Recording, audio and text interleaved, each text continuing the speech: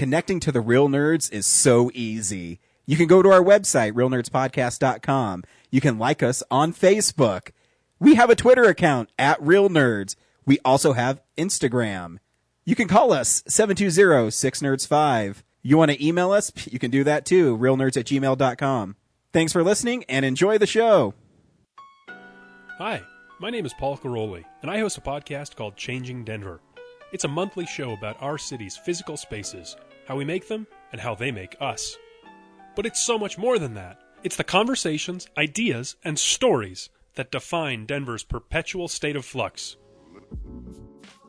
Find more from our team at changingdenver.com and join the conversation on Twitter at changingdenver. Denver's changing. We can help. This is Marguerite Bennett, a writer of DC's Bombshells for Real Nerds Podcast.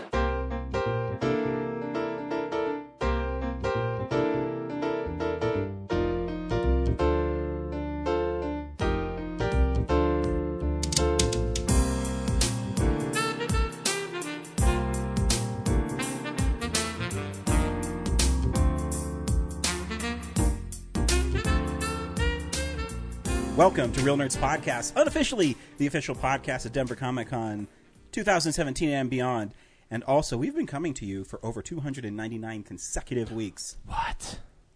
It's ridiculous. Our 300th episode is coming up, which is actually a little bit of a cheat, because Brad doesn't label Film Explosions as numbered episodes, and all the other like extracurricular episodes that we put up, we don't label as numbered. Right.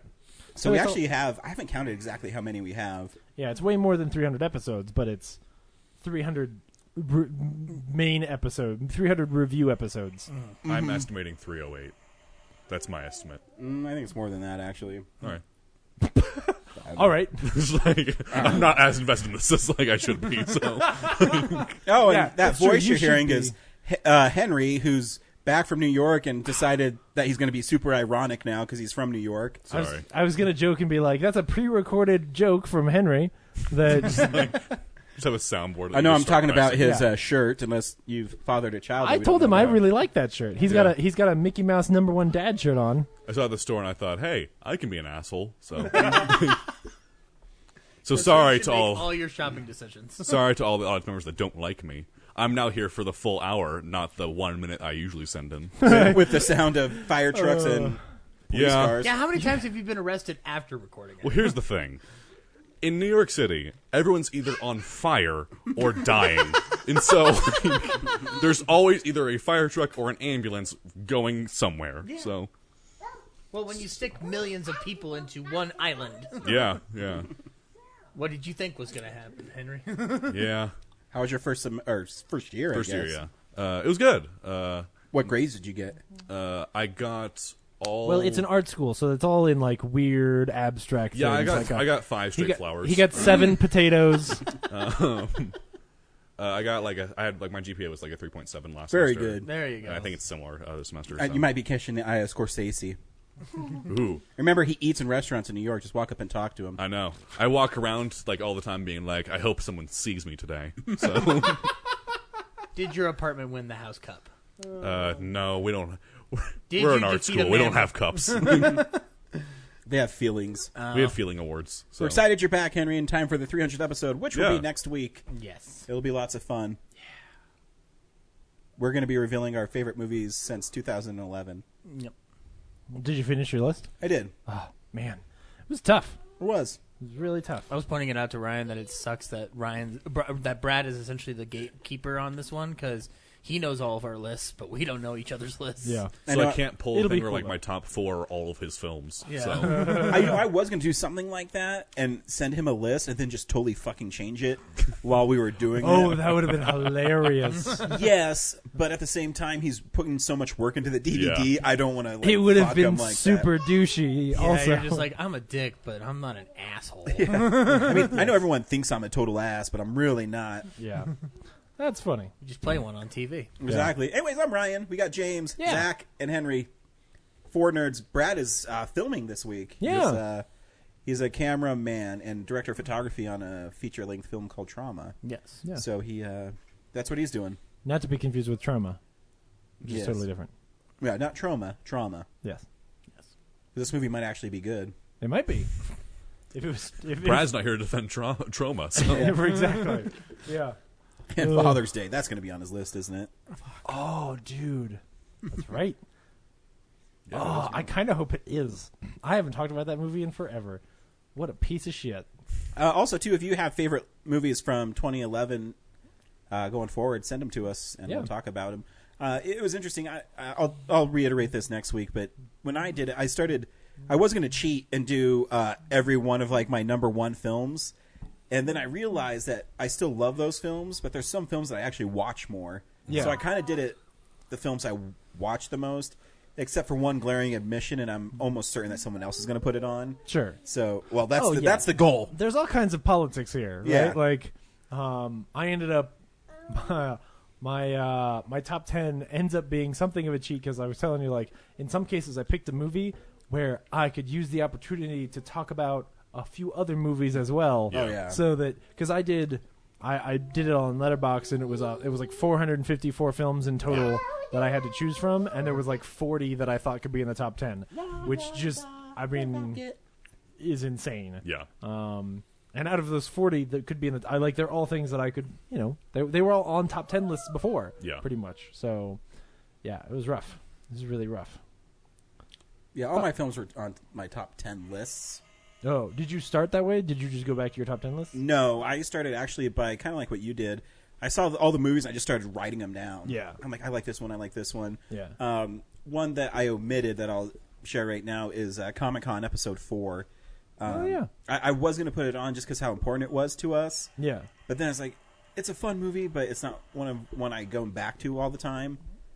I will tell you that one of my, and I'm not revealing whether or not it made it onto the list. Yeah. But one of my greatest conflicts was whether or not I put Hansel and Gretel Witch Hunters at number 10. Oh, no. Because I so believed that it should be there, and yet when there's like only 10, it's tough. Like if you put Hansel and Gretel Witch Hunters on there, like something amazing isn't. Yeah. Two films on we my shall list. see. Wi-Fi password easy. Oh, yeah. The password is the Wi-Fi password. Wi-Fi password. Yeah. Oh, sorry, internet. You all know know my Wi-Fi password. But Let me do this so you can watch your Einsteins.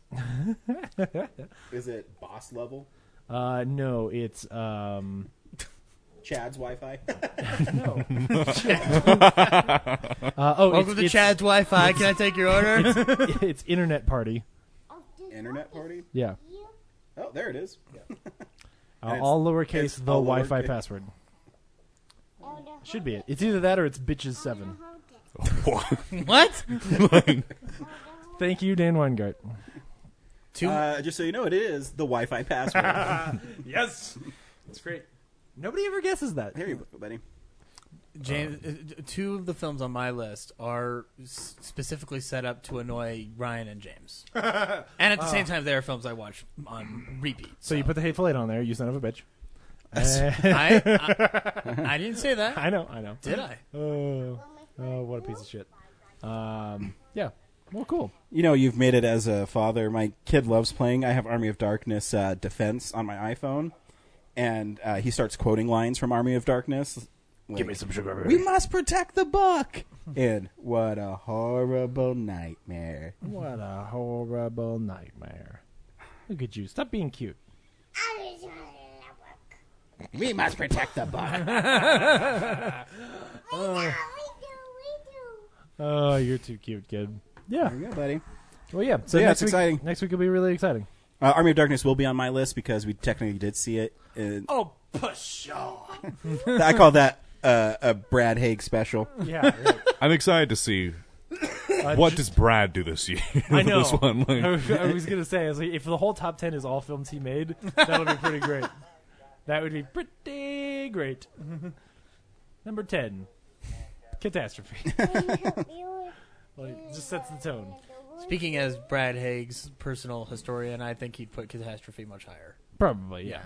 I was actually. Don't be a pussy. That was what I was trying to think of. Yeah. Which might be his finest hour. Yeah. It's certainly one of my favorite titles. So cool. Every week on Real Nerds Podcast, we go see a new movie and we podcast our experience to the world. This week, we saw Guardians of the Galaxy Volume 2. Yeah! Stay tuned to the end of the show where we will review the movie and spoil it. And there is spoils in this movie, so... Okay. So if you don't want the... Come on, Dad, watch me play this game. So if you want to see it, definitely listen if you should see it or not, and then don't listen to our review until after you see the movie. Spoilers, go see it. Yes. Spoilers: Luke Skywalker is Darth Vader's son. Yeah. It made what 149 million this weekend. 45. Yeah, which means that everyone listening has Honestly, you probably see it by now. Like, Yeah. Very cool. Give me some sugar, baby. It's he's just kissing the mic. yeah. No. Oh, that was good. Give me Give me some some sugar, sugar, baby. baby. I'm gonna die. I'm going Cuteness to die. overload. Anyway. The ship can't handle a captain. Well, we also talk about movies that are coming out, movies we've been watching, movie news, and as you can see, we also bullshit. Gotta go get the guys, and I make sure that we earn our explicit content every week. Yeah, I was gonna say, I if think it's not James, it's me. Hey. Sorry. Yeah, Mom. that's right. Yeah, Carol, your son cusses more than I do. It should be like a whole episode where we don't curse, except at the very end where we all just started singing ass, titties, titties, ass. Well, it's funny because I went back and I've been listening to some of the episodes, but I keep on forgetting to like really timestamp them. Sorry, Brad. And James cusses way more than I do. I think my cussing is just way more like coarse. Yeah. Yeah. You more say terrible things. Yeah, I'm more of a terrible person. And I just use fuck like it's a goddamn comma. Sorry, Mom. Fucking A. This is movie news. It's real news. There's not much. I chose movie news because James just closed the window. Oh, you son of a bitch. Cut to James like looking up at the sky. We got a trailer for the that movie where Stephen King writes himself into the book. What's that called? The Gunslinger. The Dark Tower. The Dark Tower. Oh. The Dark Tower trailer was this week. Go get him. With the highly anticipated. Matthew McConaughey. Yeah, man, All McConaughey right, plays a guy in a the black end of the shirt. earth. I'm kind of like Randall Flagg, but I'm not. I know very little about it because it's daunting to even think about reading the Dark Tower series. Someone like kind of described it to me as like it's like someone was writing fan fiction about all of Stephen King's stuff, but the person who wrote it's also Stephen King. Yes, And so because he eventually writes himself into the book. Like he shows up as a character. Does he in the really? book. Yeah. I've never read the book. I have a hard time. There's 17 of them. Yeah, now. I have a hard time reading Stephen King Or something books when like they're 1,000 pages long. yeah. Right. Oh, We've talked about this before. I like him more when he's more condensed. I mean, short stories are the best ones. You Like, know? you mean like when he was in the 80s and he couldn't write more than 100 pages before he fell into a coma because of all of the cocaine? Well, I mean, like I said, Cycle of the Werewolf is my favorite Yeah. because it starts with a clear beginning and it has really cool art in it. And I like that the werewolf is the priest. My favorite. Spoilers. My favorite is Rita Hayworth in The Shawshank Redemption. I like the body. Anyway, What we know outside the table is pretentious. The line must be drawn here. I thought it was This pretty cool. I don't know. Did you guys get a chance to watch it? The trailer? Yeah. No. Yeah, I saw it. What did you think? I mean, I don't really care. Oh, yeah, I know. So, Yeah, I'm that's like, my thing. I like the actors, so I'll see it. Yeah, it kind of looks cool, and then weird wanted stuff pops up, and I'm like, why is this here? I mean, it's like he does the cool like reloading the revolver thing. I'm like, that's cool. Yeah, but I guess. he just keeps reloading the revolver a lot in the Yeah. trailer. Which leads me to believe that he's just missing a lot. That's pretty good. Yeah, I don't know. It's weird, and I still don't know. Like, is this the thing where they're gonna make like a TV show or something after it, or did that fall apart? I'm sure that fell apart. Okay, yeah, because like I Ron would Howard hope that fell forever. apart. Ron Because Howard. if the Divergent series can't do it, then there's no way the Dark Tower is going to be able to do it. Well, Yeah. I wouldn't put that many eggs in that many baskets. Guys, so. I was being Yeah. sarcastic. I don't know. You're also Pick the Nice Guys like it's your number 7 film from last year, so Yeah, I'm not so seriously, sure oh about my God, you. why are you in here? Anyway, Henry, you had some news, didn't you? Yeah, are you out of your nose? There's not much. Like, it's that. There was another or- trailer that came out, wasn't there? We got a picture of Hercule Poirot from the Murder on the Orient Express. Yeah. And if it wasn't Kenneth Branagh, I would hate it. Yeah. There's lots of talent in that movie. There is. I kind of wish Johnny Depp wasn't in it because I kind of don't like his face. But That's fine. He doesn't like yours either. he doesn't. Yeah, fair. Though Daisy Ridley looks great. I'm actually excited for most of it. And I think Kenneth Branagh will be amazing. No, I mean, I just don't like the way he looks. Yeah. He doesn't look. I mean, he gave himself the most ridiculous costume. he did. Yeah, and he took what most people expect Poirot to look like. Yeah. And went completely the other way, which is fine. But it's just weird. I mean, the fact of the matter is, we're judging this entire film based on a photo, and so And I love Murder on the Orient Express. Like, I think it's going to be fine. It's just weird, and it's a little too glossy. But again, when the movie comes out, it'll be fine. I mean, I've not been disappointed. I don't think I've just been disappointed. Well, Jack Ryan's Shadow Recruit. That one was less of a great one, but We don't talk about it. He was good in it. He was great in it. No, I mean, I'm not saying it's a bad film. I'm just saying it's probably his weakest film. It's not a good film. But yeah. Anyway, So, are you out of news then? but there's not. I think there's like at least one more trailer that came out this week. That was supposed to be a big deal. Yeah. Maybe. What was it? No, I don't remember. I just thought I could have sworn there was something else. I mean, if there's not, I'll move on to my news. But I don't remember. Hey, all right, hey, my news. hey, there's pictures of Avatar Land, and the robots look like robots that are That's what I was forgetting. But my news, because I'm sure y'all will be excited about it. David Lynch has officially announced that after Twin Peaks, he is officially retiring for the rest of his life. Yes! I win! I'm gonna retire. I have So, yeah. enough hipster cred. You can laugh all you want. I will be doing a weekly review series of every single episode of that show as it comes out. So, So, what's it? 7 episodes? 18. Oh my god. It was 7. Then David Lynch was like, "I'm going to do more," and they're like, "Okay." So, What a madman. Wow, Kelly, good When's job. he gonna make The Straight Story 2? oh, that's in the works. Good. It's actually the 3rd season of Twin Peaks is the gunslinger or whatever it's called of the David Lynch universe. Oh, So, great. Okay, great. Well, then I might watch it, yeah.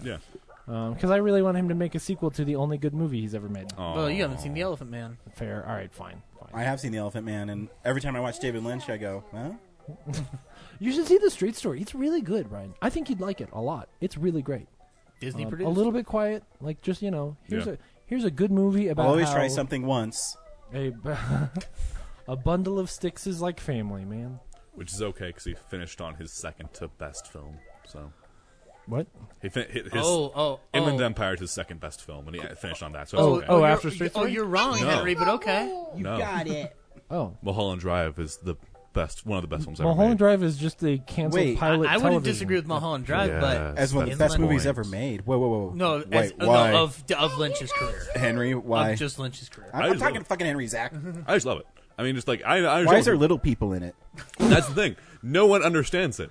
Which, honestly, probably doesn't mean anything. But like, I'm totally okay with that. Now, if you told me you liked it because Naomi Watts is naked in it, then I'd buy it. Well, it's also I will say that it was the film that introduced me to Naomi Watts, so it has a special place in my heart for that reason. So, Okay. so there's that, and I just like I don't know. I watched it and I was like, I don't understand this, but I'm kind of on board with it. That's just my view of film in general. If I Yeah. don't understand it, I can watch it again. So, Yeah, and but I, like, Inland Empire? yeah, Inland Empire is incredible. Okay. That's David Lynch unhinged. And so it's only good if you like David Lynch. But if you yeah, like David that's- Lynch, I guess it's that's fair. incredible. So That's a fair point. Movies. I'm really excited for his retirement. Oh. Then we Have you seen my hair?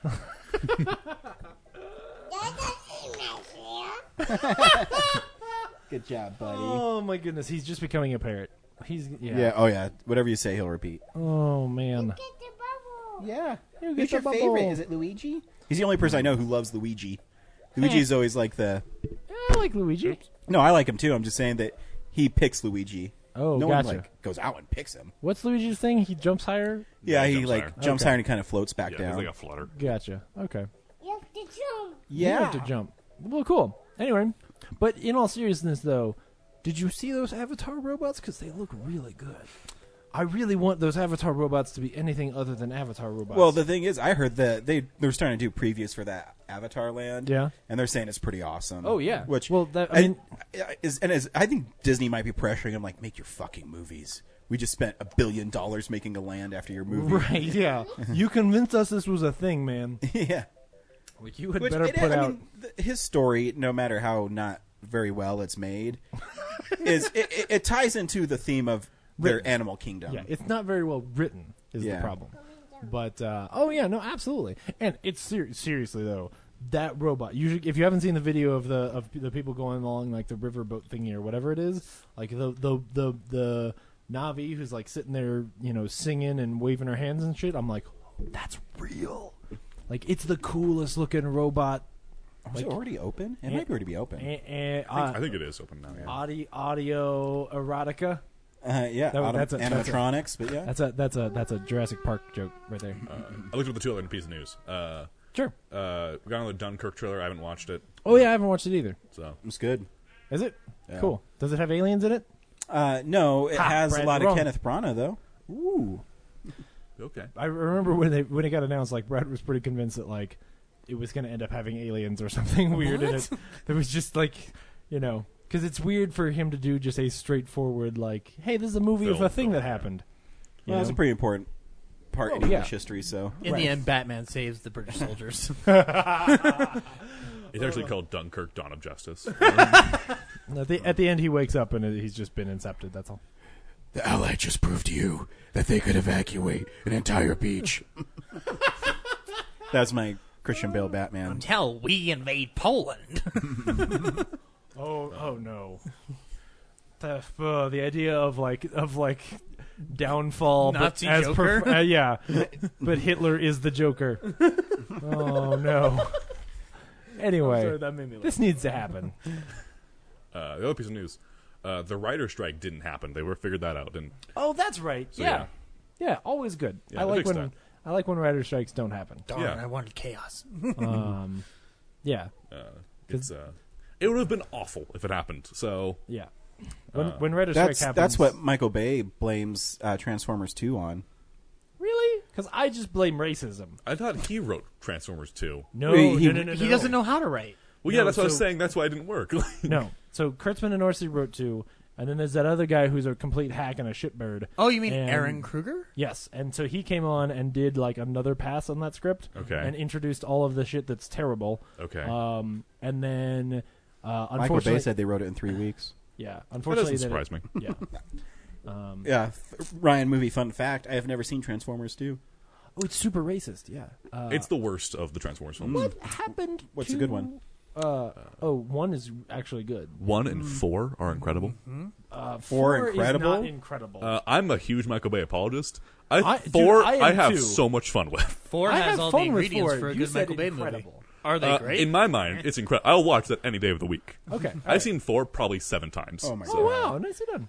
I own 4. I mean, It's my favorite example of product placement in a film done horribly. When Mark Wahlberg crashes his spaceship into a Budweiser car, and then you see a shot of all the Budweiser also conveniently on ice on the highway, like just sweeping against it. And then he gets out of his car. The Budweiser truck driver goes, "What the hell, man?" Mark Wahlberg picks up a Budweiser, opens it on the door of the truck, and goes, "I need a Bud," and then just drinks it and walks away. It's the best example. I feel like I must have blacked out. It's I incredible. don't remember that at all. I'm gonna watch that. No, the best product placement in a movie ever is in Kung Pao when they're walking Yes. by and they go, Taco Bell, product placement, Product Taco placement, Bell. Taco Bell.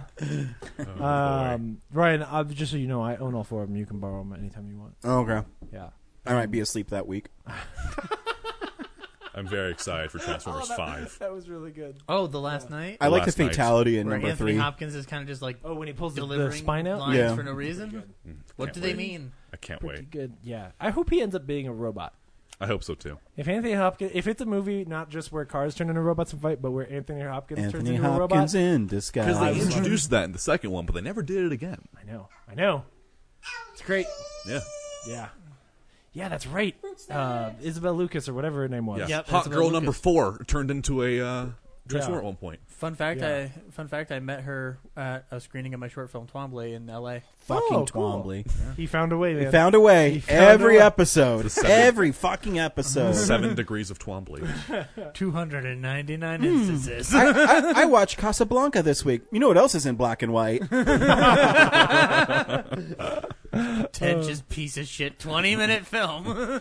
Oh man. boy. Anyway, cool. Cool. Do you have any other news, Henry? I didn't say anything that was worth mentioning. So Okay. we got I was a listening to the poster. radio on the way in. Radio, you say? Well, There's a poster for the new Blade Runner, but it's a poster. Yeah, it's What can you posters. do? the trailer comes out tomorrow. Yeah. Oh, Yeah, God. there's a teaser for the teaser that comes out tomorrow. Neat. I made the mistake of admitting online that I've never seen Blade Runner, and I saw It's not a like, mistake, man, because now people can hold your feet to the fire between now and October 6th to That make is- sure you that is- fucking do. You have Coming from a 5 guy months. who went to film school, has never seen one of the greatest science fiction films of all time. Which version should I watch again? One Final of cut. 4? No, just start with the final cut. Okay. It's the correct cut. Just watch all of them. I mean, Like in a it's row. You can. really- I think you can it's get. interesting to I think the watch. Blu-ray's only like $10 with all the cuts on it. Oh, yeah, that's yeah, the thing yeah. I found out? No, it's not. It's $26. I will lend it to you. I know you will. But Password is foreskin.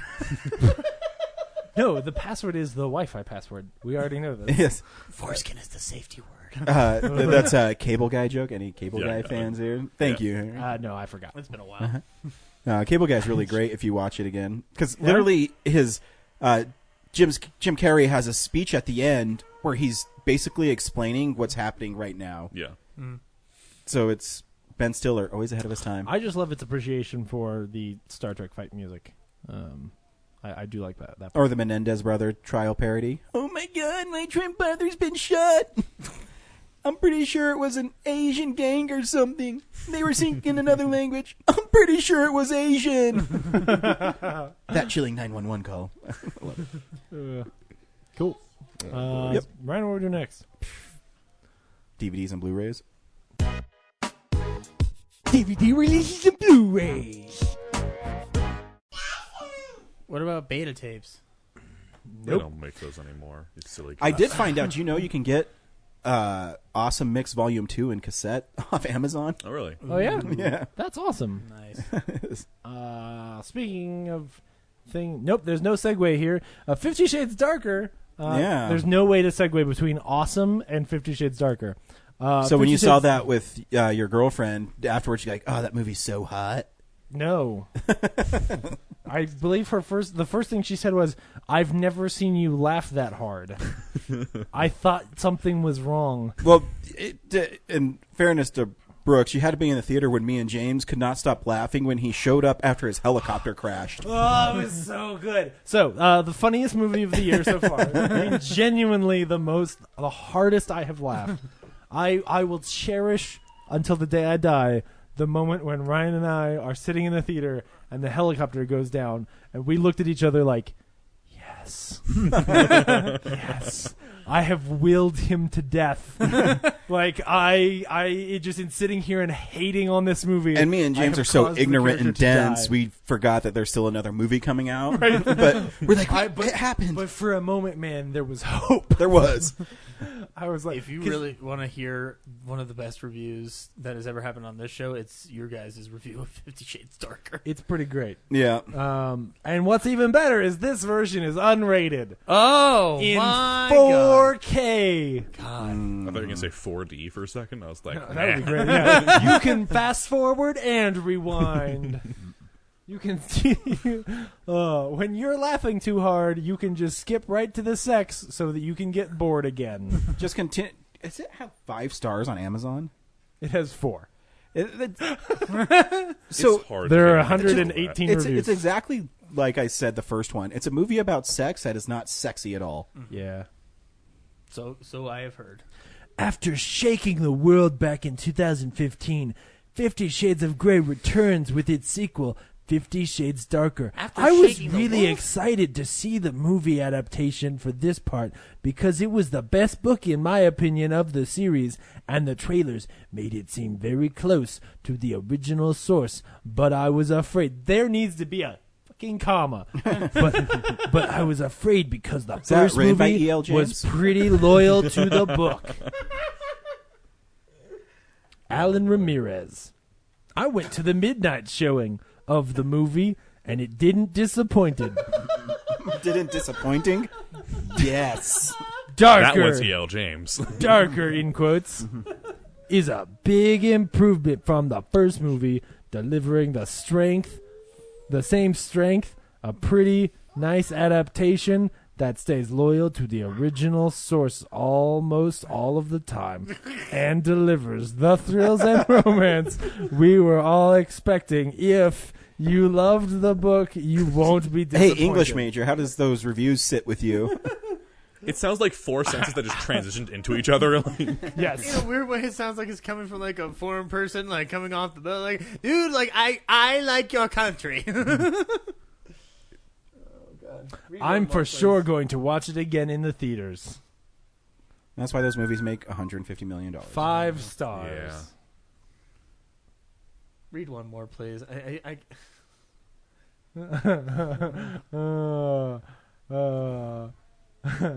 I loved it. It is definitely better than the first movie. No. Have you even seen the first movie? No. You don't need to. Well, good news, though. This week, 50 Shades of Grey is also coming out on 4K. So if you want to complete your 4K collection of garbage, you can. Yep. Remember, every line of dialogue in the movie was a question? I don't know, because I laughed through most of it. Why are you doing that?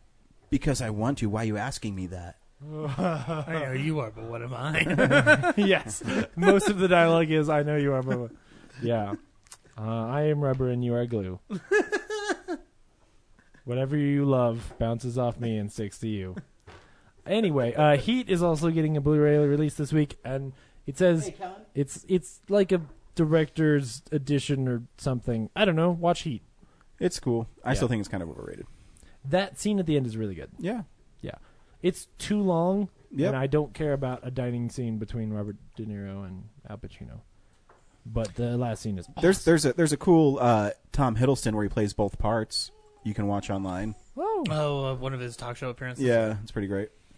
There's also some like older movies that are getting Blu-ray releases this week, including The Untouchables and Road to Perdition. Oh yeah, it's a really cool cover for Road to Perdition. They're re-releases because They they are. look like they're steelbooks. Are they steelbooks? I don't think they're steelbooks. I think they're like those cheap versions where they give you like a kind of cool cover and then they put it for like $7 and then And it's like a cap at slip Walmart. cover. You take off the slip cover. Yes, like and my it's the same Castaway. Blu-ray. Yes, exactly. Like they always do that with Castaway. Yeah, exactly like that. Orange is the New Black. The 4th season is on Blu-ray this week. So if you don't have Netflix for some reason, you can buy that. The World Series, Game 7 or something. You can watch that. Anyway, now we're into the good stuff. Ooh. Making Contact, a.k.a. Joey, which is an old Roland Emmerich movie that someone is releasing this. I don't know if it's Scream Factory or what, but it looks like it's some kind of fancy release. I thought Making Contact was a weird alternative. I don't know. To the TV series Joey about Joey from Friends.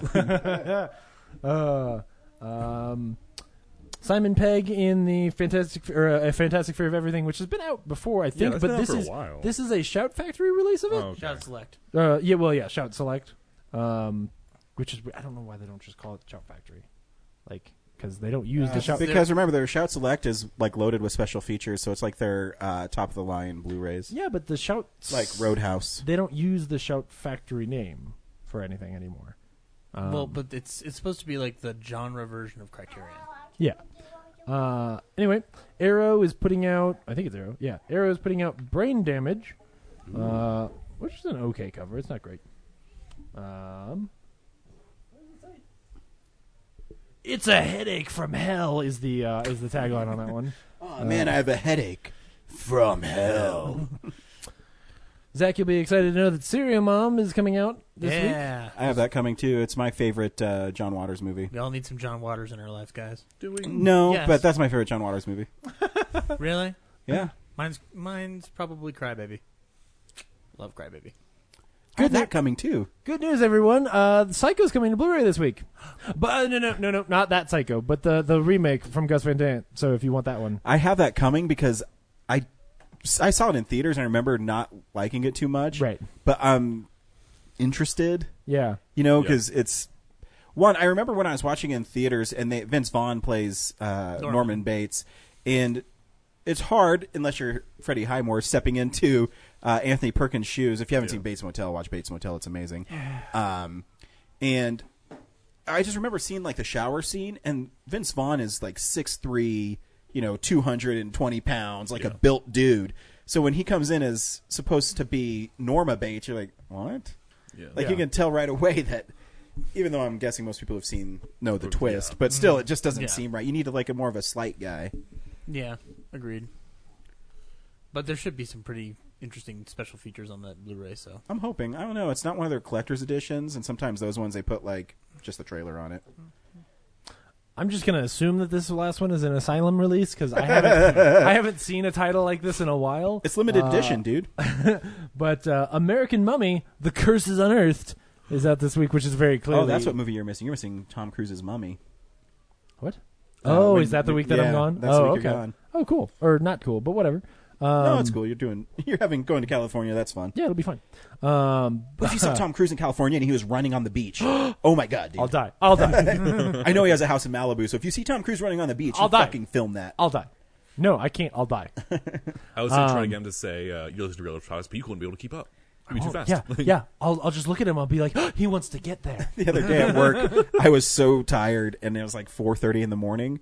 So someone has supercut all the scenes of Tom Cruise running in all his movies. It's like 20 minutes long. Yeah, and then there's one where he's running backwards in all his movies. It's pretty funny. That's pretty great. But yeah, this is one of those like, hey, sneak this onto the... Which I don't even know how it works anymore because no one's going into a Blockbuster and going, oh, that Mummy movie with Tom Cruise is out and accidentally renting this. Yeah. People still buy them, though. I guess so. Because that's why they still make them. Oh, like Redbox. Like, that still happens. Oh, yeah. Well, or maybe if you put it on Amazon, people will rent it thinking that they're going to get... I could see that. That cover makes me want to watch Road to Perdition. Walmart. Oh, yeah. No, I love Road to Perdition. Road to Perdition's awesome. Yeah. Anyway, that's what's coming out on Blu-ray this week. Awesome. Oh, and good news. I forgot to mention this. If you want to save some money, you can get both the 50 Shades of Grey and 50 Shades Darker 4Ks in a collector set together. You don't need to say that. We've already pre-ordered them. But wouldn't you want to wait until Come 50 on, Shades like- Freed? I mean, the truth is, I want them in separate editions so that way they take up more room on my Well, shelf. also, it's like, I mean, come on, just wait for the third one. I want them to I stand. want the complete trilogy. I want them to stand out in my collection. There is my movie news just for me. There is this big rumor going around on the comic book movie websites Yep. that they're releasing all the Spider-Mans in 4K, but they're releasing them with All of them? Yeah, Like so all like 5 of them? Yeah, so the first one's called The Origins or something stupid, and then it's whatever the amazing. They're like you can buy them separately or all together. Sure. But they're all coming with brand new special features. Ooh. And in the case of Amazing Spider-Man 2, of something like 70 minutes of deleted scenes. Oh, wow. And so it's like the big thing, because it's been listed on like some European website and it was taken down really fast. Oh. So I mean, so it'll be the 5th time I've bought in Sam Raimi's Spider-Mans on Blu-rays. Because That's fair. They came out originally with no just special on feature. Blu-rays, you're saying? Yes, with no special features. And then they released. Oh, I guess before times. Oh yeah. Because So- when they first start when they launched like Blu-ray with the Spider-Man 3. Yeah. So the Spider-Man 3 had lots of special features, but the first two But didn't those have first any. 2 were garbage. Yeah. And then they re-released them with horrible artwork. But I'm like, well, now they Yeah, just the faces. Yeah, It but was now they awful. ported over all the special features, so I got that. And then they re-released them again in a sweet, like, little thin cardboard one, but it had Spider-Man's face on it, and it was, like, raised and embossed. I'm like, oh, that's really cool. Now I'll be buying it again. Awesome. That, like, well, is this like 40 minutes of extra footage? Like, Yeah, it's like 40, like, I heard 70 minutes. like that? I mean, because, like, the reason why, I'm sure like they're going to put that in, like, the sequels they're going to make, but like, they're not going to make them. Might as well throw Yeah, them in. because, Like, well, remember, Shailene Woodley was Mary Jane. oh, yeah, you're right. I forgot And about they that. took Yeah. that whole plot out. Did they actually film that stuff? I Yeah. thought Oh, they- yeah, 'cause okay. I've seen, like, photos of, like, her on set. So. Oh. And the one, they put, like, 4 deleted scenes, I think, on the Blu-ray, and one was Peter's dad's alive, and it's awful. Blah. Yeah, he meets him, like, at his grave. Oh yes. And it's supposed to be really cool, and you're like, no, it's not. Why are you fucking with this? Yeah. Oh, and James, did you see the other set of Spider-Man and the Shocker action figures? Oh, they're like No. they're like little 4-inch ones, but it's like the comic book Shocker and comic book Spider-Man. When we're It's- done, I gotta go show you the one because it's, Oh, you it's in the do? other room. It's so cool. Oh man, I was so excited when I was walking through the Toys R Us, and all of a sudden there was a Shocker toy, and I was like, oh my goodness, I have to spend money on this. It was so good. and there's nothing wrong with that. Yeah, I know. I just can't figure out how I want to pose him. In the most shocking position you can think of, Nicely done. make sure your shelf trebles. Yeah. It's a shake thing. I understand. I gotcha. This is good. Maybe it's time to turn up the bass. You might be quite surprised. Shit, wrong one. It's one of these dials. This joke would be great if I understood this board better. Ah! Cool. Yep. What are we doing next? Oh, hey, wait, do we have a art house asshole this week? Oh, I was gonna save it for when it's like what we've been watching, but Oh, okay. so. Oh, hey, what we've been Can watching. can I play the role of Brad Haig and do what's going on around town? Of course.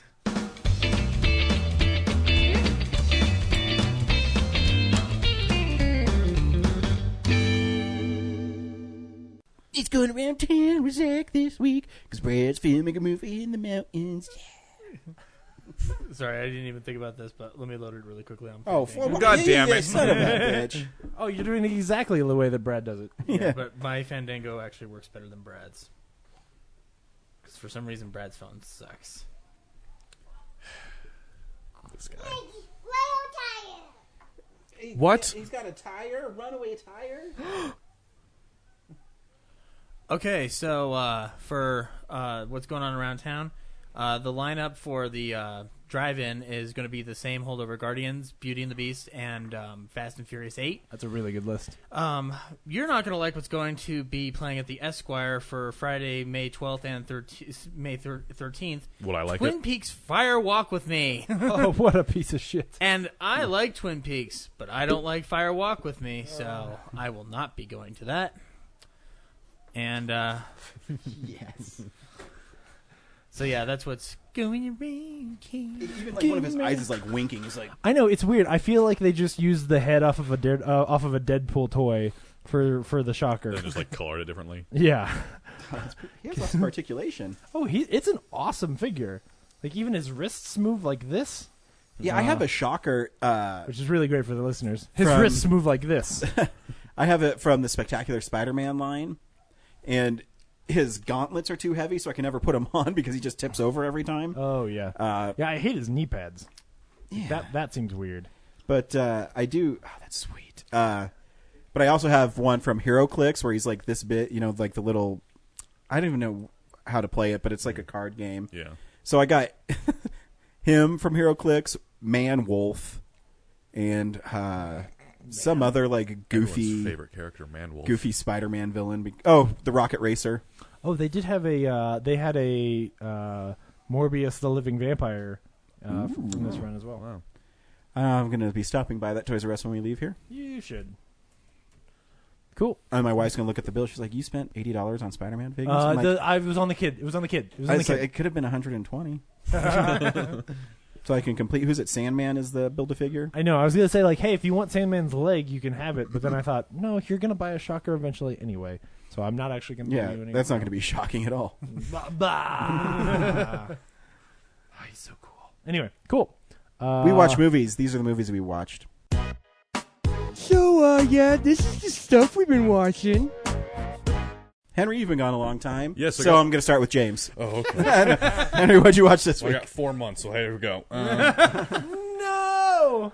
2 hours later. Okay, so we'll just start with Art House Asshole just to get out of the way. I love art house movies. You can call me Mr. Asshole. The film this week for Art House Asshole is Timbuktu.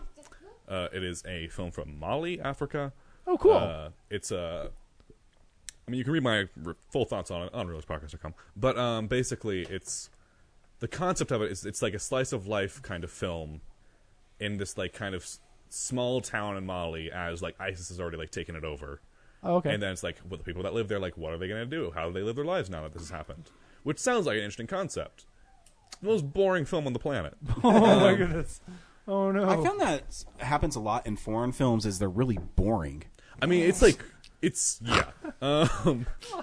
It's very, very well shot. Like, in terms of technicality, it's very well done. Like, it's like the shots are beautiful. There's a lot of like long, kind of extremely wide shots. Really, they really take advantage of like the location they have. I remember it was nominated for Best Foreign Film in 2014, and I think like based on Rotten Tomatoes, it was like the highest rated film of that year, which is shocking to me. Wow. Because I mean, it's good. I mean, it's fine, but it's like not the best film of the year, especially from my pretentious standards. But anyway, yeah, that's Timbuktu. Check it out if you're, I don't know. If you feel like Check it out if you're bored. Yeah, if you I wanna mean, take a nap. if you're desperate for an art house film and you've already watched all the other films I've recommended, check out Timbuktu. I also watched Casting John Bonet. That's a Netflix documentary. Yeah. It's basically a documentary on. Oh my! It's a documentary on. It's hard to explain. They're making this movie about the murder of John Bonet, and the documentary follows the process of casting it. Hello. Something that I've seen from doing this like article series as well, just watching a lot of films. Ever since The Act of Killing came out, there's been approximately 100 copycat kind of films of like a film about like actors or trying to like looking at this like horrible thing, but looking at it through the eyes of an actor or through the eyes of a performance or fucking whatever. And no film has done it well except for The Act of Killing and The Look of Silence to a lesser degree. And so, and like this has the exact same problem as Kate Plays Christine, where it's basically like this movie that they're casting for doesn't exist beyond the idea of this documentary. The documentary you mean making the John Benet Ramsey one, not Look of Silence? Okay. No, yeah, I'm back on this film now. Yeah. I'm using that as an example of like they did it right. I was gonna say I thought you were starting to say bad things about Look of Silence. No, Look of Silence is really good.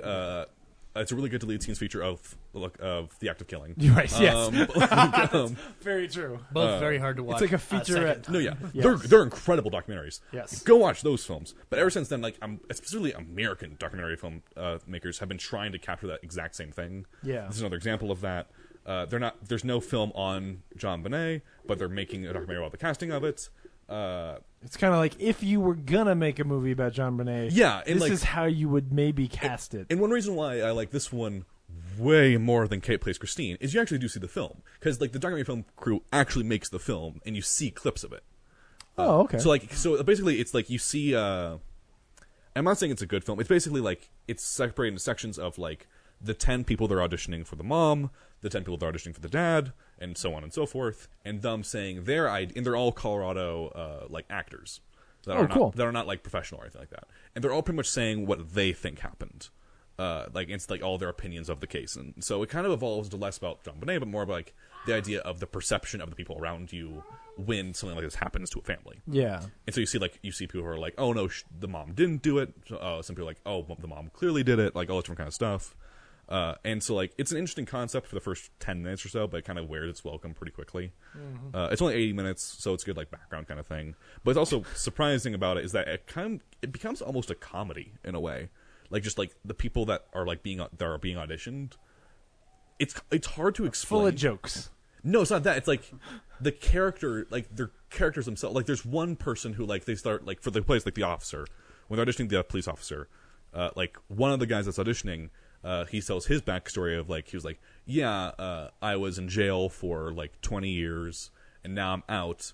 And my profession is I am a sex educator at night, which means he works in a sex dungeon. And then it'll cut to the other people, and they're like having like they're doing like, oh, what I think about John Bonet, like they say, and they'll come back to him like, so whipping a woman usually goes like this and like that kind of thing. And so like that's why I mean like we're like the people are like interesting characters. Okay. And like you can tell the document like the editor edited it to include them for that reason. Yes. It's that's why I mean it evolves to be kind of like a comedy. That's weird. It's okay. It's not great, but it's a Netflix original. So you know what I want in my documentaries about murdered children? Jokes about whipping women. Yeah, it's weird. I'm not saying it's good, but it's of that kind of subgenre of mediocre filmmaking. It's one of the better ones. I also watched Colossal. Hell yeah.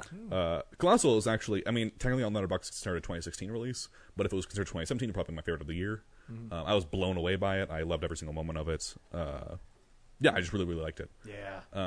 I think, like, without giving away, like, I don't know if it's a twist, but, like, the plot of evolution of it, yes. I think it's handled really, really, really well. Yeah. And the way, the way they did the marketing helps a lot. No, yeah, definitely. I mean, that was one of those. My parents went and saw it this last week, and I tried really hard to make sure that they didn't know anything going in. I'll also say that, like, I knew about it going in because I was talking to my friend in New York, who's no longer my friend, and I was just gonna say, and he said, "Oh, have you seen Colossal yet?" And I was like, "Oh, no, not yet." He goes, "What's a super interesting commentary on this?" And I was like, "Oh, I didn't know it was about that." And then I went and saw it, and I was like, "Oh, it's about that." And so yeah. Well, but, at least he didn't say, there's a great scene where X happens and true, you didn't expect that. I did absolutely avoid that kind of stuff after I found out about it. So I think, but like, knowing like that plot evolution, you see certain things in the first quarter of the film, or the first third, that like you wouldn't notice otherwise. Right, yeah. But yeah, I thought it was just really well done. It also, like, one of those things, like, I hope Jason Sudeikis gets more roles. Yeah. I think he's really, really good in it. Yeah. And I think, like, he can be a great actor if he's given stuff to do. Yeah. So, oh, yeah, absolutely. We're the Millers, too. Yeah, can't wait. It actually, you mentioned that. It's actually happening. So anyway, another film I watched is Small Crimes, which it's considered a 2017 release. It is my number one film of the year so far. I'm not expecting it to stay there very long. Small Crimes is a Netflix original film. Okay. It's like it's a Southern Gothic film. Basically, it's about this guy who is released from prison in the beginning of the film, and it's like kind of revealed that like he was in prison for like he was a cop, and then he kind of betrayed the force, and so he went to and so it's like basically, I think if I remember correctly, it's basically like he killed another cop, and that's why he went to prison, and now he's being released, or he had something to do. It's never really revealed exactly what happened, but something dark really happened in his past, and he went to prison for that purpose. And so he's been released, and so now he's kind of viewed on this town as like this traitor to the entire town. Sure. But you get kind of revealed that like he's actually just the fall man for it, and it was more of like, and one of my issues with the film is that it is kind of convoluted in a way, but there are like definitely issues with it where it's just and so basically the film evolves into being like one of the other cops comes to him and says like, listen, the only person that could snitch on the entire department because of what happened and what he went to prison for is this one guy. You need to figure out how to kill this one guy. And so the film is about him trying to figure out how to kill this guy and not be caught and go to prison again for it. Sure. And so that's what the film ends up being. It stars a whole bunch of D-list television actors. Where it's like everyone. Oh, is Matthew Fox in there? No, he's C-list. But like, that's nice. I see like it's like people that like everyone in the film I've seen before, but I don't know from what, and I don't know their names. So Gary Cole is the most famous person that I recognize in it. So. Oh yeah. So.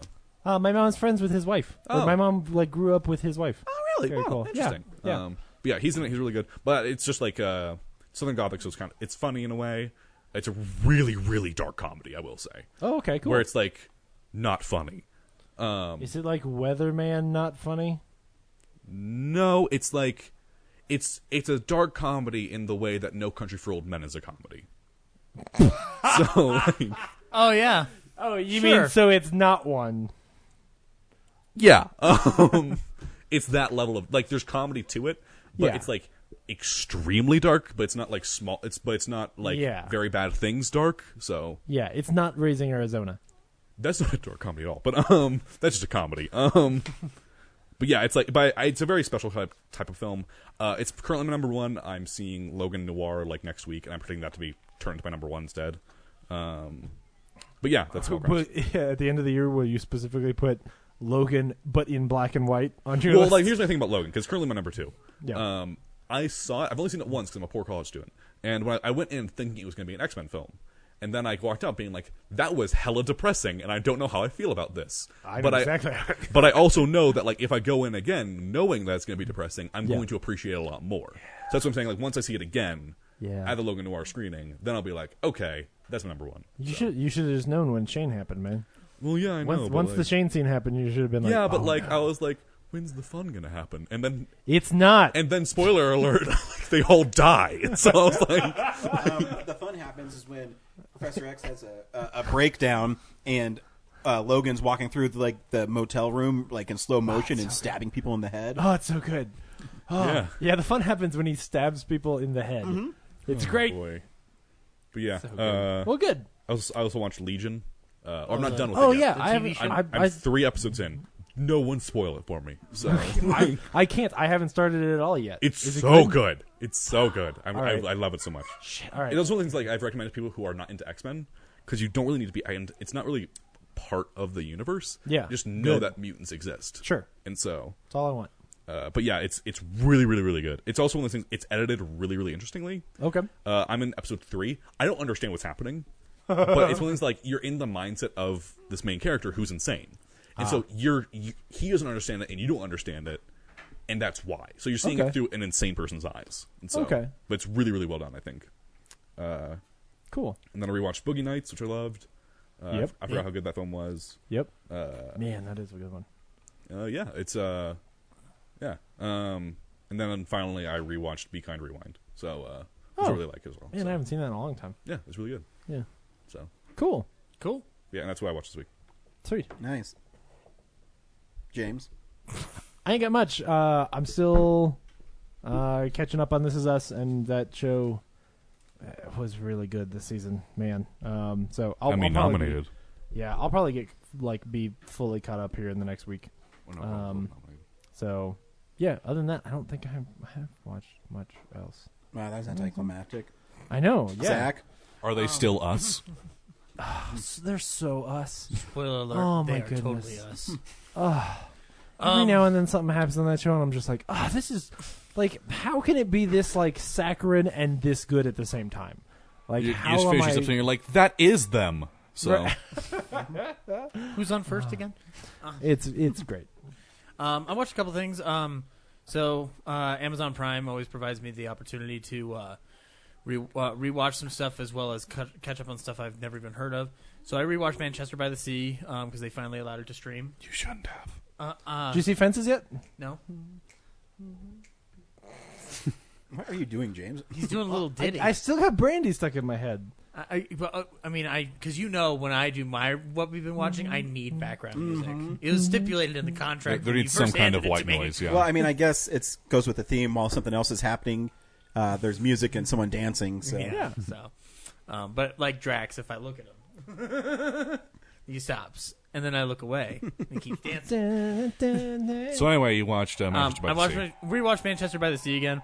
I'm still reaffirmed that I love Lucas Hedges' performance, but I've seen that film now 3 times because I saw it twice in theaters. Jesus. Um, I'm pretentious. I'm not that pretentious. That's a lot of just quiet. That's a lot of sitting there and waiting for it to end. Oh wow, Henry! Man, did you not like that movie at all? No, I liked it, but I'm just like, that's an almost 3-hour-long movie about some guy being sad. And by the end, he's still sad. Yeah, there's no resolution. Everyone's still sad.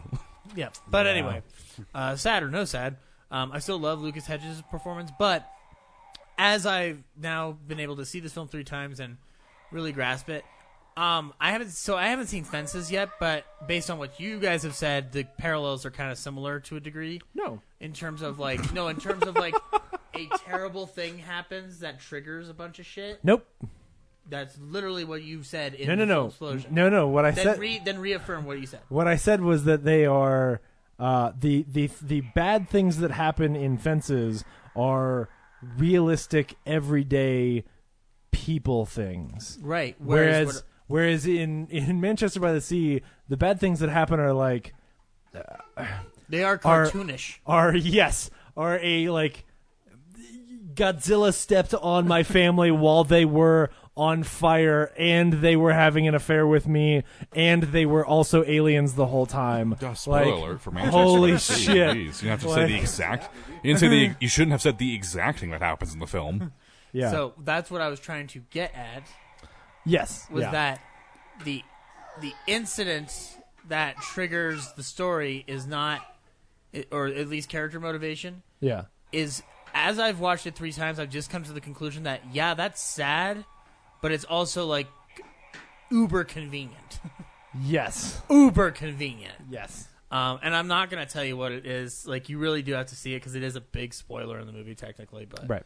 Because not in terms of like what it is, but like it's the main motivation for why Casey Affleck acts the way he sad. does. Yeah. It's why Casey Affleck is sad because it would have been he great. wasn't looking, and Godzilla ate his whole family while they were on vacation, while they all had brain cancer, while their brains were also on fire. And you're like, wait, Bah! So which is worse, the brain cancer or the brain being on fire?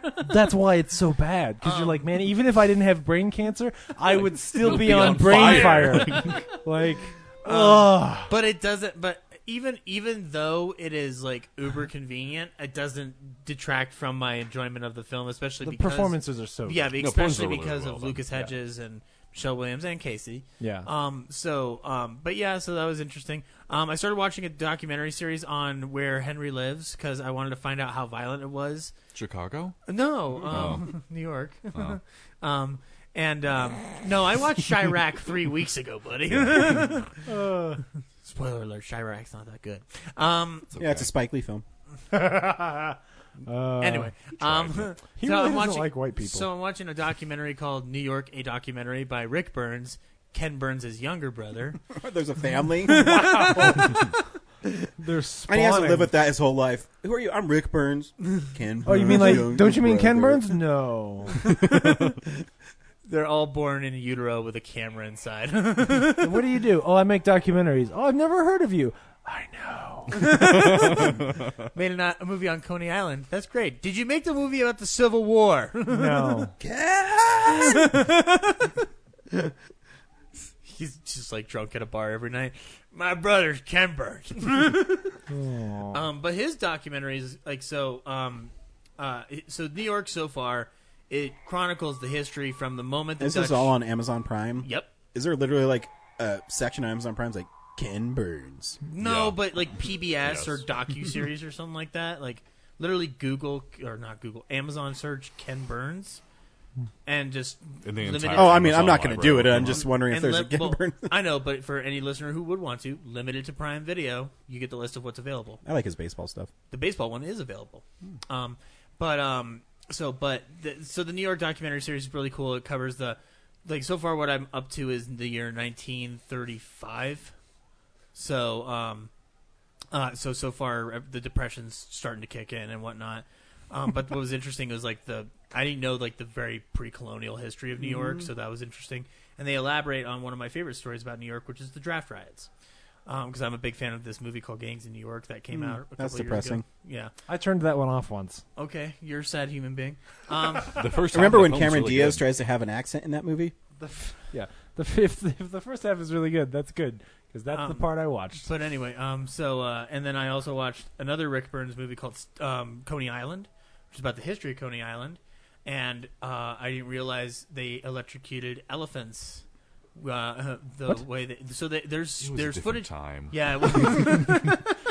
This is how we have fun. So basically, the way they described it in the story is that there's this elephant, but it was an aggressive elephant that was part of the show aspect of Coney Island, and they had to get rid of it. And at one point, they tried to hang it, but that didn't work. What? Wait, Yeah, so I'm their not first joking. No. their first thought was, well, we should probably hang it. It's how we get rid of everything else here in New York. So but that didn't work. So they found a way to, I guess, tie electric current cords with electric current. Poison, gun, large knife. And it's funny. So they tried doing it with poison, and he just kept resisting the poison. You know, More poison. are they aware that there is a gun called the elephant gun specifically made for killing elephants? They're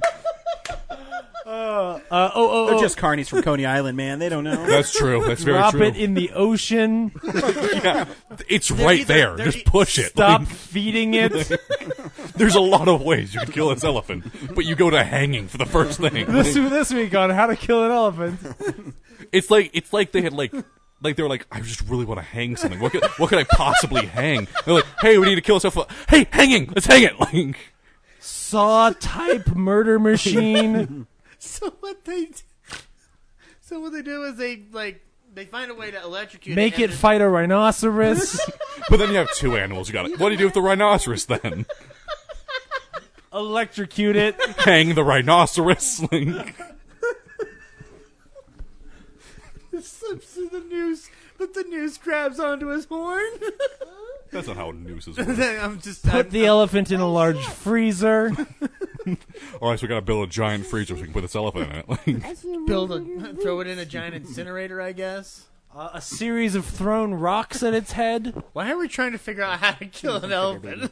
I don't know. The poachers all over the world can do it. Why can't we? Was it George Orwell who wrote an adaptation of this? Yes. George Orwell's lesser famous book, How to Kill Fucking I was Elephants. going to say, you forgot to mention it was the pigs that were running the carnival that were trying to electrocute the elephant.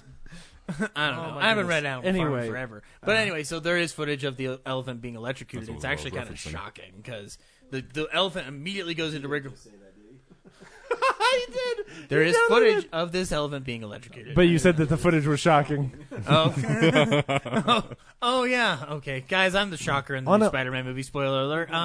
If we can go back to George Orwell for a second, the other option is you could just fire it, and then it would just be at the mercy of the economy, and it would eventually just die of starvation.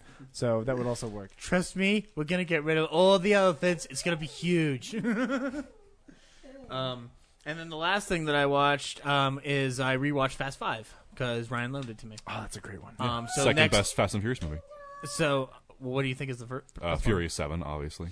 Oh, that reminds me. You could kill an elephant by hitting it with a safe that you're dragging with a That's car. all true. You could hang the Vin elephant, Diesel is the but elephant hunter. tie the rope to a car, Yeah. and then drag the elephant to death. I wish that was the climax of That Furious would 5. That would be easier than hanging an elephant. The elephant swallowed a nuclear weapon. So not only are we going to have the world blow up, but it's going to be filled with elephant guts. How do we stop it? I don't know. We got to kill it. In my mind, they genuinely built like a giant platform and put an elephant around a rope around the elephant's neck, and then like dropped it, like an old Western hanging. Yeah. And then like they were all like, the crowd was there too, but they're all dressed in like 18 Yeah. Western gear instead of like the and then- standard time. Yeah, and then the rope broke because the elephant weighs 2 tons. Yeah. And they were like, oh. And in my mind, the elephant didn't even go crazy. He was just so depressed that I was just like, I guess I can't do that either. So You could garrote it with some piano wire. yeah, That machine from the end of The Counselor, Yeah. where it just cuts your head off. I opened up Pandora's box, essentially, I guess. You could just put a large basketball in its mouth, and it would choke to death. they hadn't Sorry. invented basketball Anyway, yet. I really like this game. How to Get Away with Elephant Murder. So how was Starring Viola Davis. how was Fast 5? Fast 5 is quite simply the best of the Fast and Furious movies I've ever I think seen. it is too. Oh yeah, totally. But granted, again, and I'm trying to rectify this, I've only seen 1, 4, 5, and 8. So You're good. Yeah, you've seen some good ones. Yeah. We'll see 7. I do like 7. Six- Here's I say 7's the best one because I enjoy it when it makes 0 sense. Yeah. Well, I mean, 7's the best one where The Rock flexes so hard he Yeah. breaks his cast. Or let's not forget this. Like directly after that, he ramps an ambulance into the air into a jet. Then, as the jet crashes, he picks the gun out of the jet, fires it somehow at another person. Yeah. It's so good. That's how he rolls. So yeah, I can't wait to watch 6 and 7. yeah, and then- they're great. Maybe I'll Six is watch alright. 2 and 3. I don't know. No, you don't need to. It's really a new stunt team came on at 5, and they made Yeah. all of the rest of them pretty awesome. Okay, that's cool. And But anyway, that's all I watched this week. you can listen to a really awesome interview with them on How Did This Get Made, because they interviewed them this week. Oh, So, sweet. yeah, it's really cool. Yeah. Yeah, I didn't watch too much this week. I rewatched. I didn't know there was a second commentary on Jason Takes Manhattan that I never listened to. Is that the one where he's on a boat? Yep. I got it right. Yes, it took 299 episodes. I'm out. We can retire now. Hey, Kellen is so excited.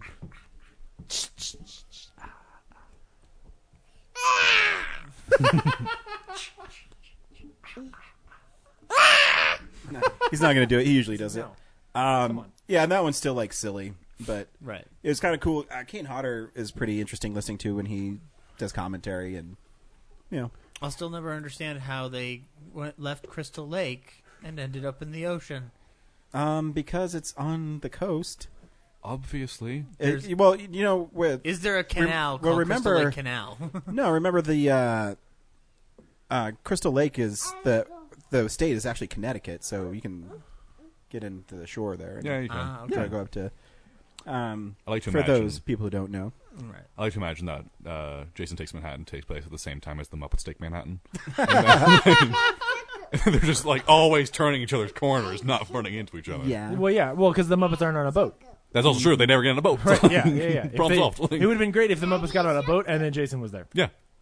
So yeah, it's fun. Well, they never go into the sewers, so you never see the Muppets singing in the sewers. Well, so they while do, Jason well, they do go in the sewers in Jason Takes Manhattan. yeah, they do, and Jason Takes Manhattan, but not in the Muppets. Oh, okay, I So in understand. the so while Jason is being killed in the sewers, up above them they're going together again. And Jason's just slaughtering the people that are controlling the Muppets. Yeah, Because they would be below the Muppets. yeah. You see, 'cause- And he's in the suit there, so. Yep. Manhattan. Send the elephant with a sexy elephant to Crystal Lake so that they can have sex at Crystal Lake, and then the elephant will die. With a sexy People with elephant. elephants. Yes. What in your mind is a sexy elephant? Just a lady elephant. Whatever we it don't takes, discriminate. whatever it takes for the elephant you want to die to have sex with another elephant, and then it'll get murdered at Crystal Lake. Speaking of which, you can all follow my new band on Twitter, Sexy Elephant. Copyright Real Nerds Podcast. And the only other thing I really watched, I've been watching a lot of The Office again. That show's really funny. Yeah. I watched my favorite episode, Gay Witch Hunt, So good. which it has my favorite Michael Scott ignorance, speech to the camera. Yeah. Where he says, I would never call Oscar faggy if I knew he was a homosexual. I mean, you don't call retarded people retards. You call your friends retarded when they do something stupid. It just sums up Michael Scott more than it's so the most good. brilliant, Yeah. And what I love about that character is the way Steve Carell plays him. Mm-hmm. He's a dick, but the way Steve Carell plays him is you kind of not. I don't know if understanding him's the right way, but I guess because you understand he never means to be a bad guy. He's just stupid and You ignorant. understand him a little bit. Yeah. When he's trying to kiss Oscar, he's like, I want you to remember this. I want it to be burned in your memory. And then Dwight gets up to try to kiss him.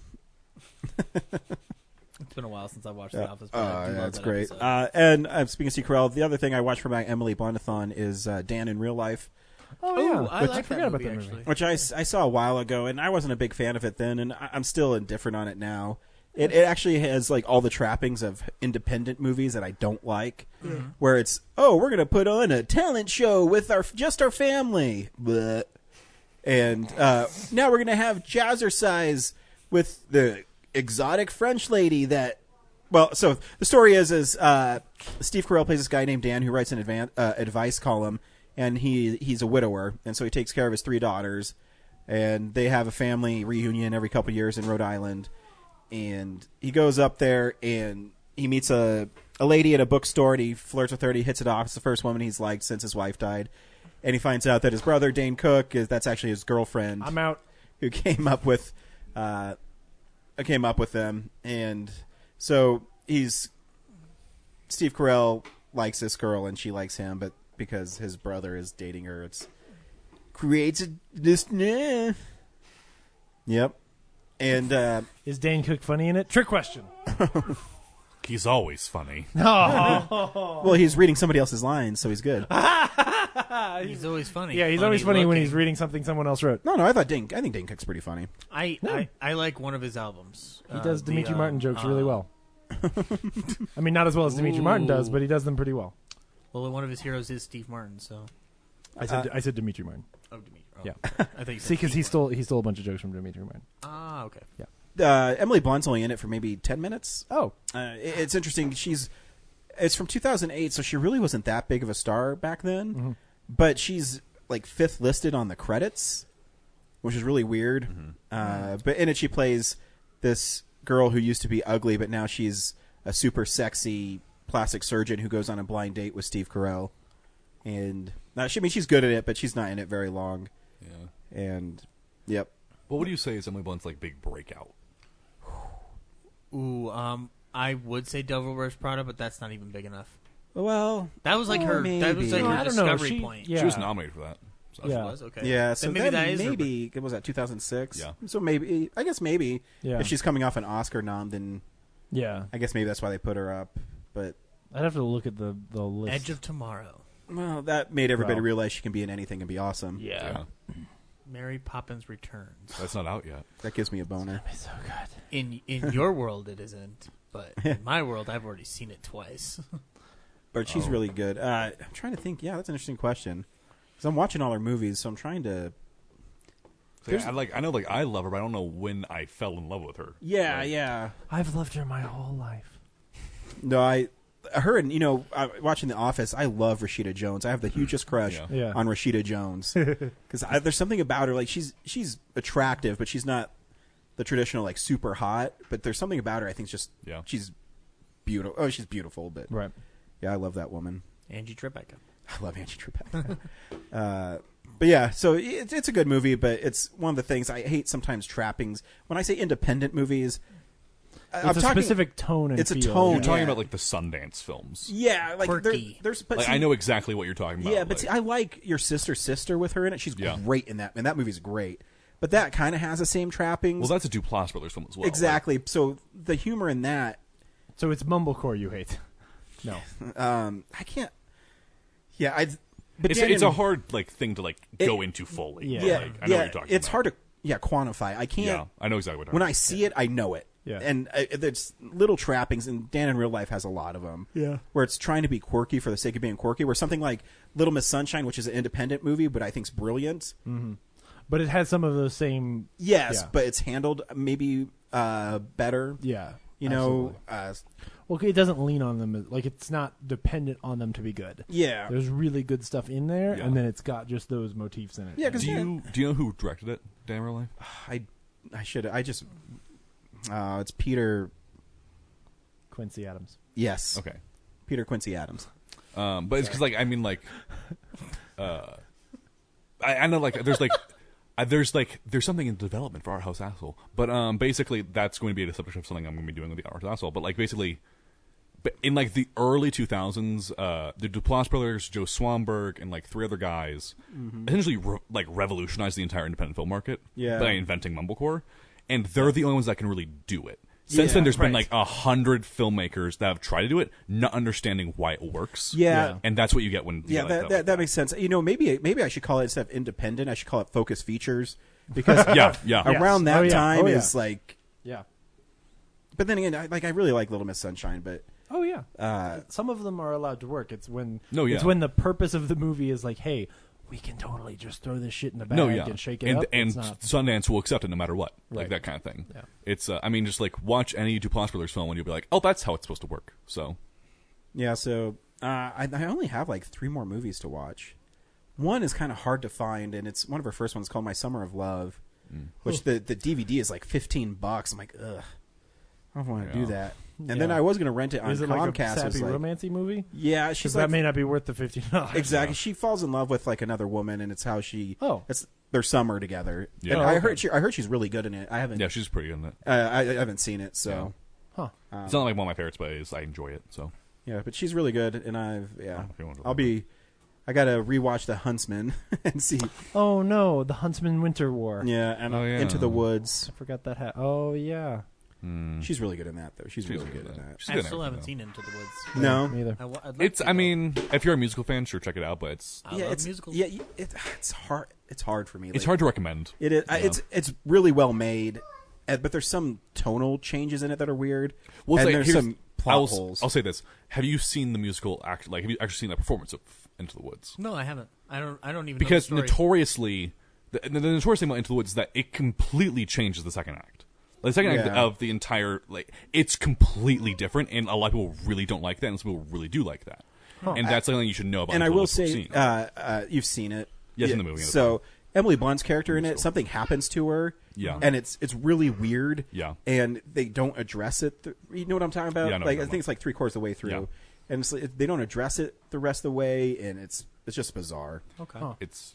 I mean, James, have you seen Into the Woods? I haven't. No. It's. I mean, just it's one of those It looked too much like something I won't like. yeah, it is it's just one of those I feel like you should honestly know of the musical before you'll appreciate the movie more if you've seen the musical. Okay. Yeah. Because It's you'll enjoy this car wreck more if you knew it was. Gonna it's I happen. mean the best way I can describe it is that it's 2 stories.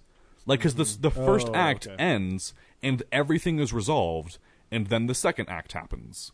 Weird. And so, Yeah, it's hard for. I'll have to watch it again. I haven't seen it since theaters, but Yeah. I do remember seeing it with my wife. And what happens to Emily Blunt's character? I'm like, what? no, yeah. Is it in a Death Proof-esque way? Where it's like, oh, she gets eaten by the big bad wolf, and then now this one's got to... We're going to start over, but the big bad wolf's now the bad guy. Does she kill an elephant? No. No. It's basically... I mean, should I just... I mean, it's not a spoiler. Basically what spoilers happens... for a movie from like 4 Yeah, years spoilers ago. for a movie that came out like 3 years ago, and then a musical that's been out for like decades. Yeah. Basically, like the entire like problem of the first act is resolved, and everything's super happy. And then the second act, everyone dies.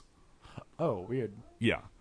So it gets really dark for some reason, and then Is it everyone supposed to be a starts joke to die. where it's like, hey, no, here's no, like it's a... taking it really seriously. No, well, I mean, but like it's a... Hey, the first act is a fairy tale like you're used to them, where like at the end they live happily ever after, and then after that, hey, wait, but then they all die. I mean, maybe when you say it like that, maybe, but I've never gotten that from the film. Okay, weird. So if that is there, I mean, I've known about the musical for the years. most I've never thought curious about to that watch way. it I ever have been now. Yeah, So Yeah, I'll interesting. let you borrow it. yeah. I mean, it's okay. It's like it's not horrible. No, Like, the performances are great. And, No, yeah. I mean, the set designs and costumes are amazing. So Yeah. Okay, cool. helps carry it. And Chris Pine's song. No, yeah, Chris Pine's amazing in it. yeah. Oh, that sounds good. It's not like Les Mis, where it's a famous musical turned into a movie and the movie's awful. Yeah. So Yeah. Hey, Ryan, remember that scene in Drag Me to Hell where like she goes into the shed and the Witcher's there or whatever, and then she like drops an anvil on the witch's head and crushes the witch? Mm-hmm. That's another way you could kill an elephant. yeah. I haven't seen Drag Me to Hell in a while. That movie's It's really awesome. good. Yeah. I love Sam Raimi. Could that be in? When did that come out? 2009. Yeah. Oh, okay. Yeah, I was that's gonna say before I it couldn't think. be in the. Yeah. No. I pride myself on having seen that movie 2 days before it opened, Oh wow. because I worked in the movie theater and we got to sneak. Oh, print fun. it, so. Nice. Cool. It's always fun seeing Sam Raimi at his best. This week on Real Nerds Podcast, we saw Guardians of the Galaxy Volume 2. Yay.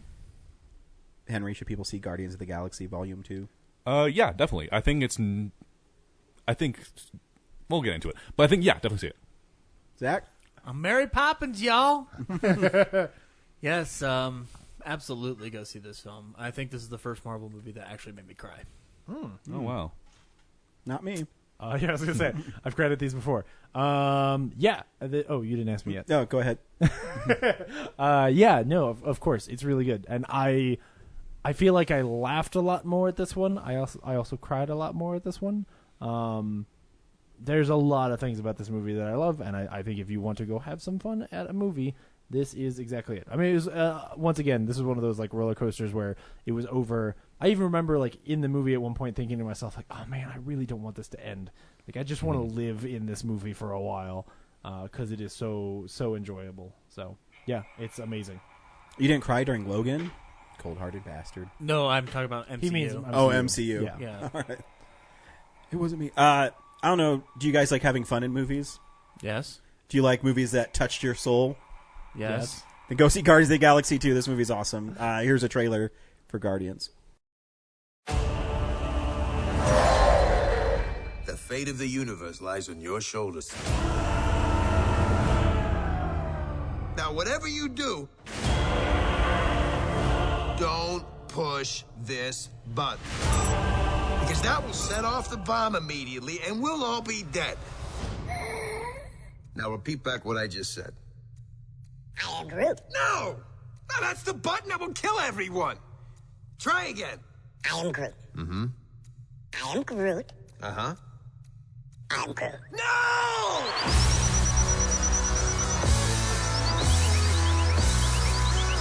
Showtime, a-holes!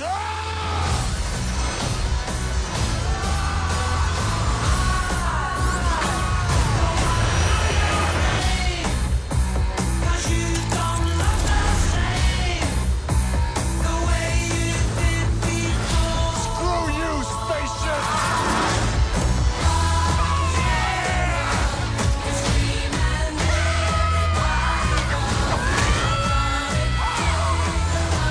Does anybody have any tape out there? I want to put some tape over the death button. Nobody has any tape. Not a single person has tape. You have an atomic bomb in your bag. If anybody's gonna have tape, it's you. I have to do everything. You are wasting a lot of time. That's a really bad sign.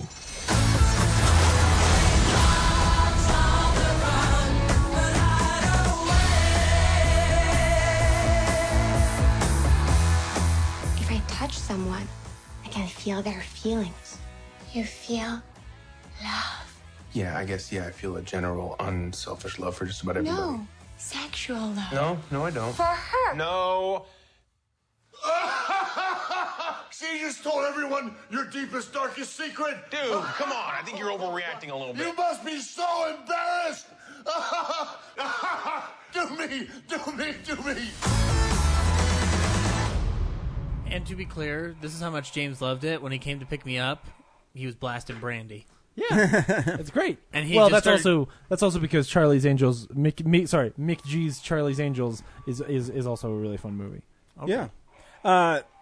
This movie takes place 3 months after the first Guardians of the Galaxy, and now the Guardians are truly Guardians of the Galaxy, where they're being paid to help the galaxy. Solve conflicts. Yeah. And so, I mean, the opening. What I like too is this movie knows exactly what it wants to be and how to get the audience in. Yeah. Because remember, the first teaser trailer was, "Don't push that one. I am Groot." Like, so it's a little baby Groot that people love, and the opening of the movie is literally baby Groot dancing for 2-3 minutes. Yeah. Yeah, it's like to the entirety of Blue Sky. So. Yeah. Well, besides the Kurt Russell part at the beginning, but yeah, true. Where the Kurt Russell part at the beginning, oh, man, we've already skipped something great. Yeah, where Marvel's the best at like de-aging actors. Oh my goodness, I couldn't see the lines. Like, this is the first one where I was genuinely like, they just filmed this 25 years ago. Like, the only explanation for this is they made this while he was Snake Plissken. At some point, in that it was so good. At some point in that first scene, I was just like, I do want to see Guardians of the Galaxy 2, but can we take this technology right now and just make Big Trouble in Little China 2 for me? For me. Yeah. I mean, to the point where, like, it wouldn't surprise me if they said, yeah, we couldn't get David Hasselhoff. Like, that was all CGI'd in. I genuinely was hoping when they panned to the right, I was hoping they were going to have, like, young CG Goldie Hawn in the car. And now his mom is Goldie Hawn. Like, I had that thought in the moment because I was like, we can do anything now. We don't even need actors. I didn't think about it. Was the mom the same one from the first one? I don't know if she was the same, but she's like it's a younger. she's a woman. I don't know. It's a younger. She kind of look the same. I think- I I recently wouldn't be watched surprised if Guardians. It wouldn't the surprise me same. if it was the same or not. Yeah, and it's also hard because, like, in the first movie, right, she's all cancered up. Yeah. And so it's hard to, To, like, officially tell, yeah. Yeah, right. It doesn't matter. It just crossed my mind. Yeah. My hope was that they got the same actress. Just Yeah, 'cause yeah. why not, right? Yeah. So, And so they what's the name of the Sentinels? What's the name of the the Sovereign. Sovereign? Yeah, sorry. Who was sold as like the villains of this movie? Totally. I have a Lego version of that lady. Alicia, I think's her name. Aisha. Aisha, yeah. Aisha Taylor. Aisha. Are you sure it's not Alicia? I mean, I don't know. I think it's Aley. It's Elizabeth Debicki. Yeah. And that's all you need. Yeah, and Rocket ends up stealing batteries from them, and he's going to sell them, and all it does is piss him off. So there's like this subplot of them chasing him throughout the whole film. Yeah. And we get Sly Stallone as one of the original Guardians of the Galaxy, but Starhawk. but now is a Ravager. Mm-hmm. Yeah. And he's awesome. Oh my goodness! Yeah. Like this, it does. It starts so like aware, and it's so much fun in that opening sequence, and then I just didn't stop laughing or having fun the whole time.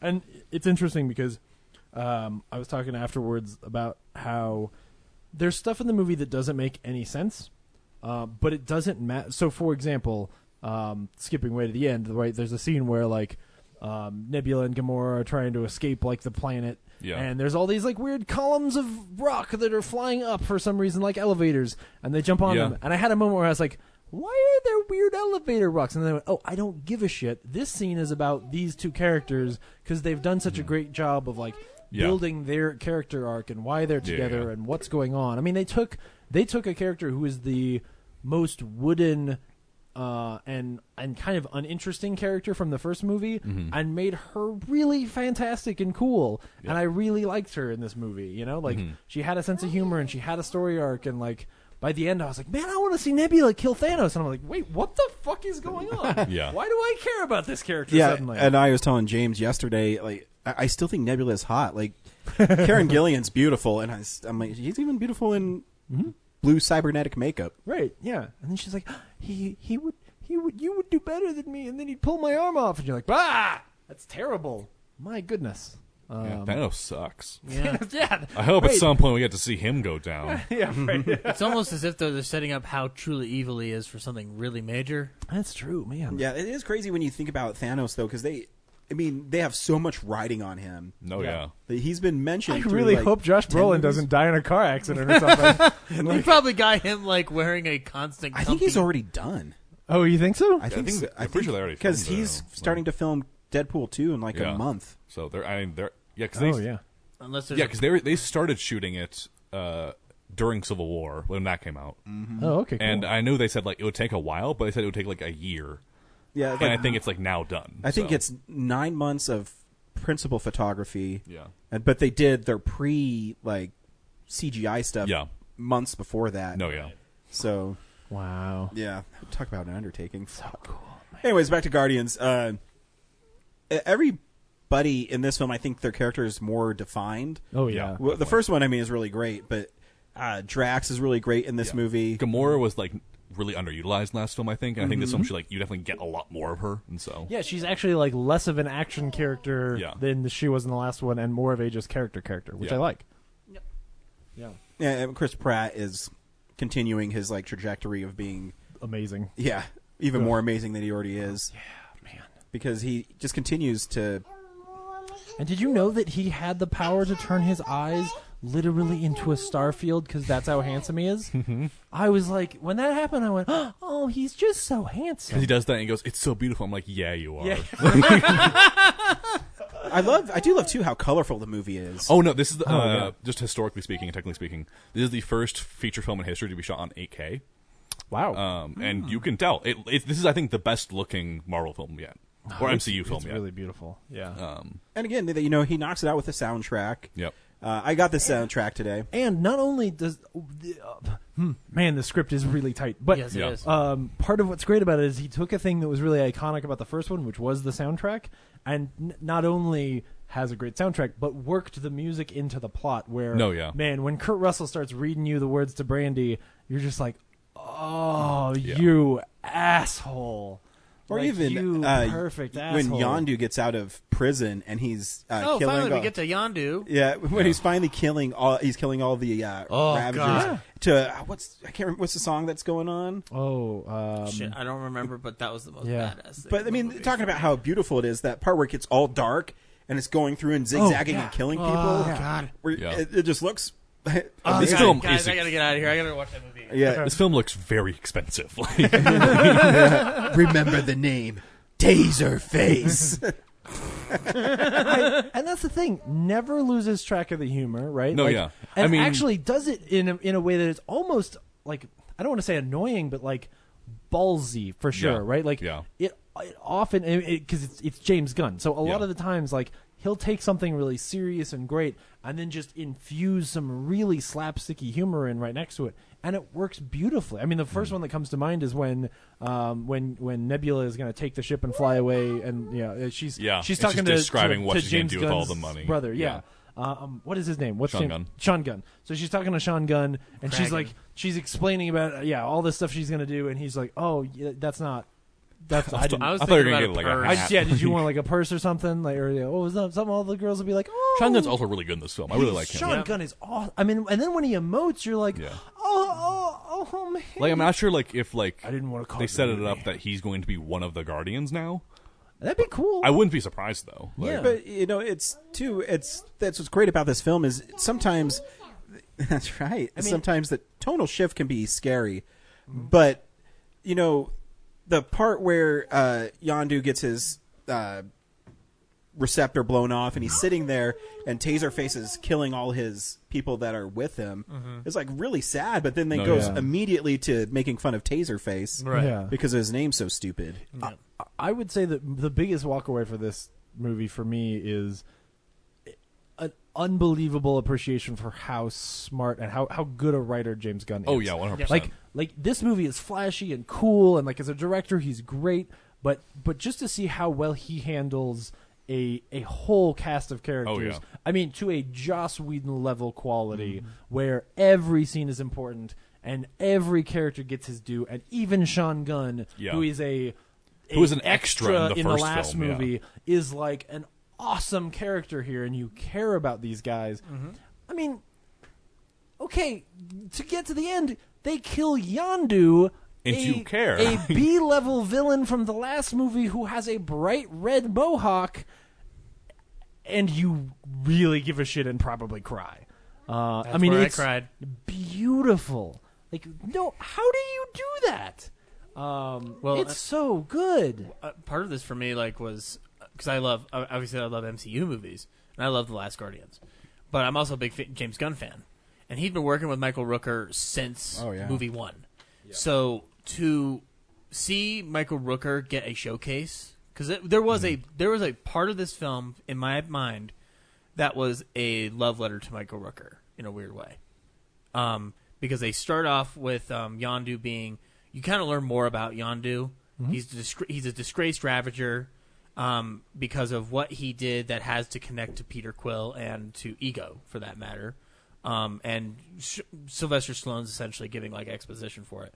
You get to see Rooker move through the film emotionally, and you get to see a progression that I haven't seen Rooker do, honestly, since maybe Henry Portrait of a Serial Killer, or maybe some other film that I've never seen him in before. But I'm only pulling Henry out because that's like one of his major roles. Yeah, and it's, we haven't got to, Kurt Russell in the movie plays Ego, and it's the Living Planet, and it's Peter Quill's dad, and the big reveal there is when you're watching it. It's super saccharine with him and Peter Quill, and so Peter Quill is able to take the energy from the planet because he's descendant. Ego's son. Half celestial. So he takes and makes a ball, and he's playing catch with his dad. Bring it back, Dad. And it's really like goofy and really over the top, like sappy, but it works really well. Yes. And then sets up, and then so the big turn is Ego's actually the villain in the film, and he has this turn where he's explaining that the reason he's been to all these planets is he's impregnating women because he can't share this burden of ruling the universe by himself. And Peter Quill is the only one who is able to harness the power like he is. So there's a moment where you're getting the plot and the what's happening, and then Ego kind of just says, I was really sad when I put that tumor in her head, just because he needs to get Peter off that planet, sending Yondu down there to get him.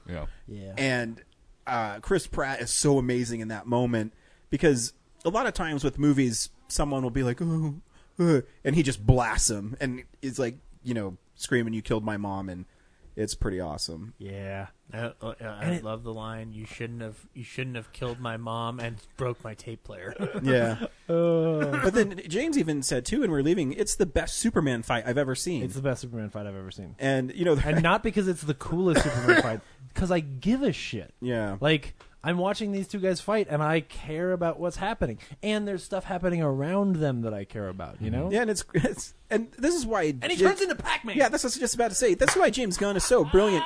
They're having this like super dramatic fight with his dad. Yeah. Trying to stop him from destroying the universe, and his dad turns into like this super like rock version of himself, and Peter Quill turns into a giant Pac-Man. Right. And it's so good. Even with the sound effects. Yeah. And it works so well. And Ego is actually pretty scary when he's reforming and he's coming down and talking to him. And, when he's like Dr. Manhattan style, when they fly the ship through him, it's really like disturbing for some reason. Like, that shot is really cool. It was just like a lot of like throwaway stuff that I really liked in the film. Like, just for example, like when they have like the flash cut. It's like that was when I started crying, was when they flash cut of like all the people that like Peter Quill like considers his family, and you see like all the different moments of them. Yes. Oh. But like my And some favorite of part them of are that, really silly. So, but like the fact that he has no good memories of Rocket, so he invents this scenario of him flying in the sky with him. But yeah, there's a quick shot of like Yondu teaching him to Teaching him to shoot. shoot. Yeah. And Yondu has this great line where he says, "You might have a father, but he ain't your daddy." but he ain't your daddy." And Man. and you don't know that about Yondu, that when he found out what Ego was, because underneath his planet there's like millions of bones. There's the bones of all of his children. Yeah, and when Yondu finds out, he's protecting Peter Quill. Yeah. Yep. And another layer to that character. And when you think back when you're going to watch Guardians 1, you're like, oh, there's moments in that. Yeah. Yeah. And there's this whole subplot with the Ravengers where like there's a mutiny and all this, and they're all mad because they protect him. And then when you realize, I mean, and you kind of know like, oh well, you know, it's just because he really likes Peter. And you're like, no, it's because like he's dead. You know, and it's really sweet and so well done. Yep. Yeah.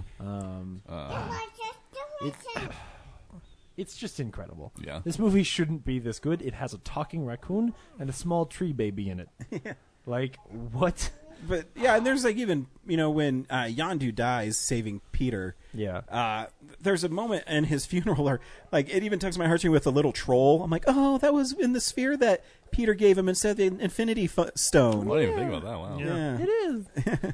It's so good.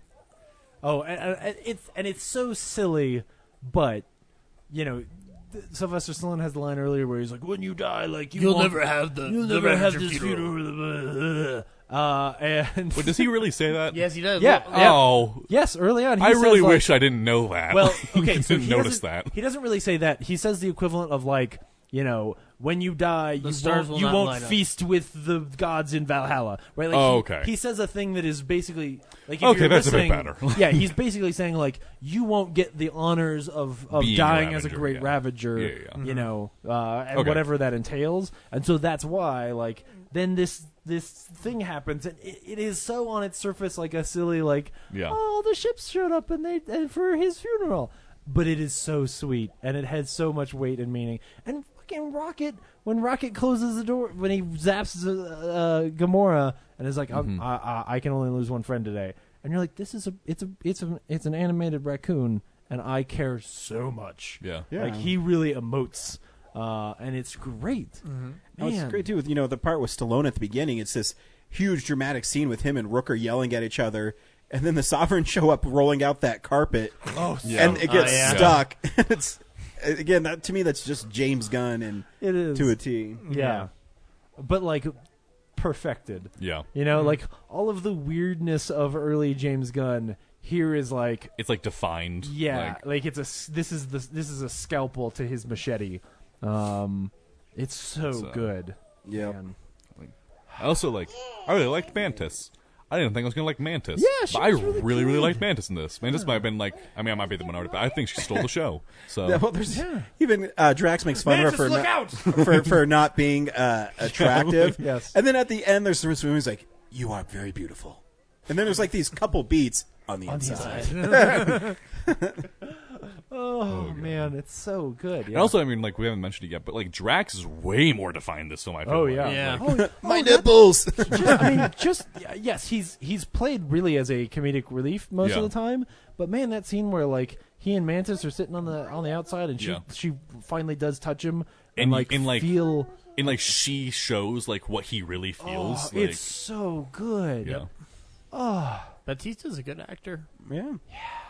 And she was great. Yeah. Oh, yeah. Because that performance there, like, she just cracks all of a sudden. Yeah. Like, oh. My favorite interaction Yeah. with Drax though had to be like it's near the beginning after they've like stopped that squid thing, Yeah. and they think they've Oh, gone yeah. away. So they showed it in the first trailer where it's like you need to find somebody who's pathetic as you, but he starts explaining how he first met his wife, and his wife was like, out of all the people who danced in the tribe, she did not. Made me. I can't remember what, but it was essentially the equivalent of it made me really erect. Yeah. It made my nether region swell. Oh, that's it. Yep. Yeah. Yeah. It's so good. Peter, can I talk to you? No, we don't need to do this right now. man. There's a nice little running gag with Nebula trying to eat the fruit, and they keep saying it's not rape. Yes, that went really well, man. The Watchers showed up. Yeah. Oh God! Yeah. The Watchers were there. Which just proves that Stan Lee is in every movie, and he's aware that he's in every movie. Yeah. That he's Stan Lee in every movie. Yeah. What made me kind of sad was that, like, I watched this one and went like, oh, this is written in a way it could be the last one. Well, Like, it's really a sweet, it's a kind of sweet send-off of, like, oh, Stan Lee gets to spend forever just hanging out with the Watchers in space. Yeah. Well, they did say he shot like 4 of them. Yeah, I know. So And they all say like they've already scanned his face, that way like they can still put him in after his untimely. Not untimely. but not untimely. Yeah. But if I know Stan Lee, he'd probably like that. Yes, I'm sure. Yeah. It's his favorite subject. Immortal. Yeah. His face is his favorite subject. Because he always says that, you know, Yeah. he's his favorite subject. Yeah, that's so good. And he's good. Yeah, he's great in it. Yeah. The Watchers didn't look. I don't know. They looked a little weird to me. They looked really cheap. Yeah, They look but I weird, mean- but the character in the comics is goofier than Fox. I so- know, yeah. yeah. Like, I mean, It what was they funny. did the best they could. Like, Oh, and we get more tease of something that's never going to happen, which is Howard the Duck. I was just gonna say, my folks asked me today. They were like, "Hey, is that Howard the Duck a real character in this one?" No, but he's there. he's there. You never know. He should be. Yeah. They made an Ant-Man movie, I'm just saying. They made it anyway. That's true. Yeah. That is true. Eventually, they're gonna need more money. Yep. And you never know. Howard the Duck might show up. If they did a Howard the Duck like his comic, it'd be pretty awesome. That would be cool because I still have never seen the movie, but I love the comic. So Well, Well, you won't good love the news. movie. Well, the movie has really big tonal problems, and it doesn't know if it wants to be like this adult humor or a kid movie. movie. That's what I've heard from you guys. Yeah, in the then past, the so. plane chase scene. Oh my god, it's like 20 minutes long. It's probably like 6, but it feels way too long. It's probably like a minute and a half, but Probably. yeah, Cool. Oh, and the post credit sequences, 5 of them. Yeah. yeah. And what I was telling They're James too, good. it's awesome that they have enough faith in the brand of Guardians of the Galaxy that they don't set up the next Marvel movie. Yeah. They Yeah. set up the next Guardians movie. Yeah. Yeah, with Adam Warlock. So I like I think- Teenage 'cause I don't know a lot about Adam Warlock. I don't know. Do you? Well, he's weird, but I mean, basically, he's like a cosmic Superman. So is he going to be the villain of the next Yeah. one? Okay. All right, I could deal with that. Okay. Nathan Fillion, right on. Or it's like, what they I was confused because they cast Nathan Fillion as a role for this film, but it wasn't in the film. Well, I think it was Adam Warlock, right? Because Adam Warlock was originally supposed to be in this movie. Well, no, because remember, like the person they cast him as was a different character. It was like a lesser known character that's supposed to be like his character in the comics was like an actor who plays a superhero in TV based off the characters of like the superheroes. Ooh, was it the Sentry? I don't remember who it was. Remember, like, That'd be I was funny. kidding. I was kidding. I remember they Actually, announced he that, would be so. awesome as the Sentry. Yeah. That would be great. So, like I mean- that would make comic book people like the Sentry. I like the Sentry when he ripped Carnage in half. Oh boy! I mean, if he does end up playing Adam Warlock, I'm down for that too. So I just want to see a spin-off movie of the original Ravagers stealing shit. Well, With Sylvester Stallone, Michelle Yeoh, and Ving Rhames. I mean, I'm sure they're gonna. I hope they show up again. I hope would so, like, too. I would like no, so. yeah, no, you Like, don't spend that kind of money for Yeah. them to not. I mean, where they're going is like, by the end of the next one, they're gonna have to like unite the galaxy. Like, basically, there's gonna be a moment where everybody shows up because the Guardians of the Galaxy are gonna be losing, and Yeah. everyone in the whole galaxy is gonna show up because everybody loves the Guardians so much Yeah. because they've done so many good things. You know, there's some low hanging fruit. I'll cry. It'll be great. Yeah. Can't wait. Yeah. Infinity War Part 1. Yeah. But Well, also, no, like, I mean, not part 1 because the fourth one will be called something different. But apparently, yeah. according to Kevin Feige, it's a spoiler. Yeah. no. Because it's called The Avengers Die Horribly. The Avengers : die horribly. Cool. So next week we'll be doing our 300th episode. Yeah. So there won't be a movie. Wait, we don't get to see Snatched? I mean, I'll probably see Snatch. We at honor some Kurt point. Russell, but we don't honor his mistress? Is that the sequel to Snatch? Then I'll see it. No. The trailer for Snatch, I think, actually. Will was pretty good. Snatch show up on the top 10 of films since we started the show? Find out next week. There's something else. Oh, King Arthur is next week. Yeah, King too. Arthur. Yeah. King Arthur I actually heard was pretty fun. I'm And, really excited like, for it. The Only reason- trailers are like Yeah, fun. the only reason that I am worried is because the title is shit.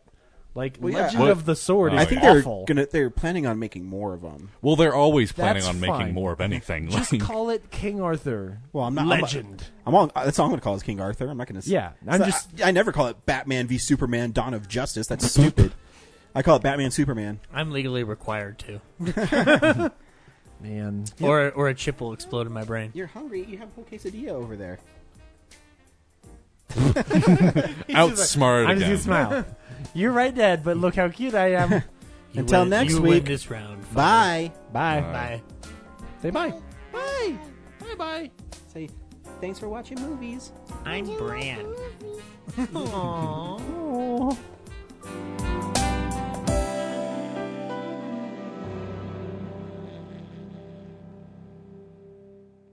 Real Nerds is a Nebulous Visions multimedia production. We would also like to thank Sparks Mandrill for our music. Additional music from Ben Sounds. Thank you to Alamo Drafthouse. Thank you to Colorado Coins, Cards, and Comics. And thank you for listening to the Real Nerds Podcast.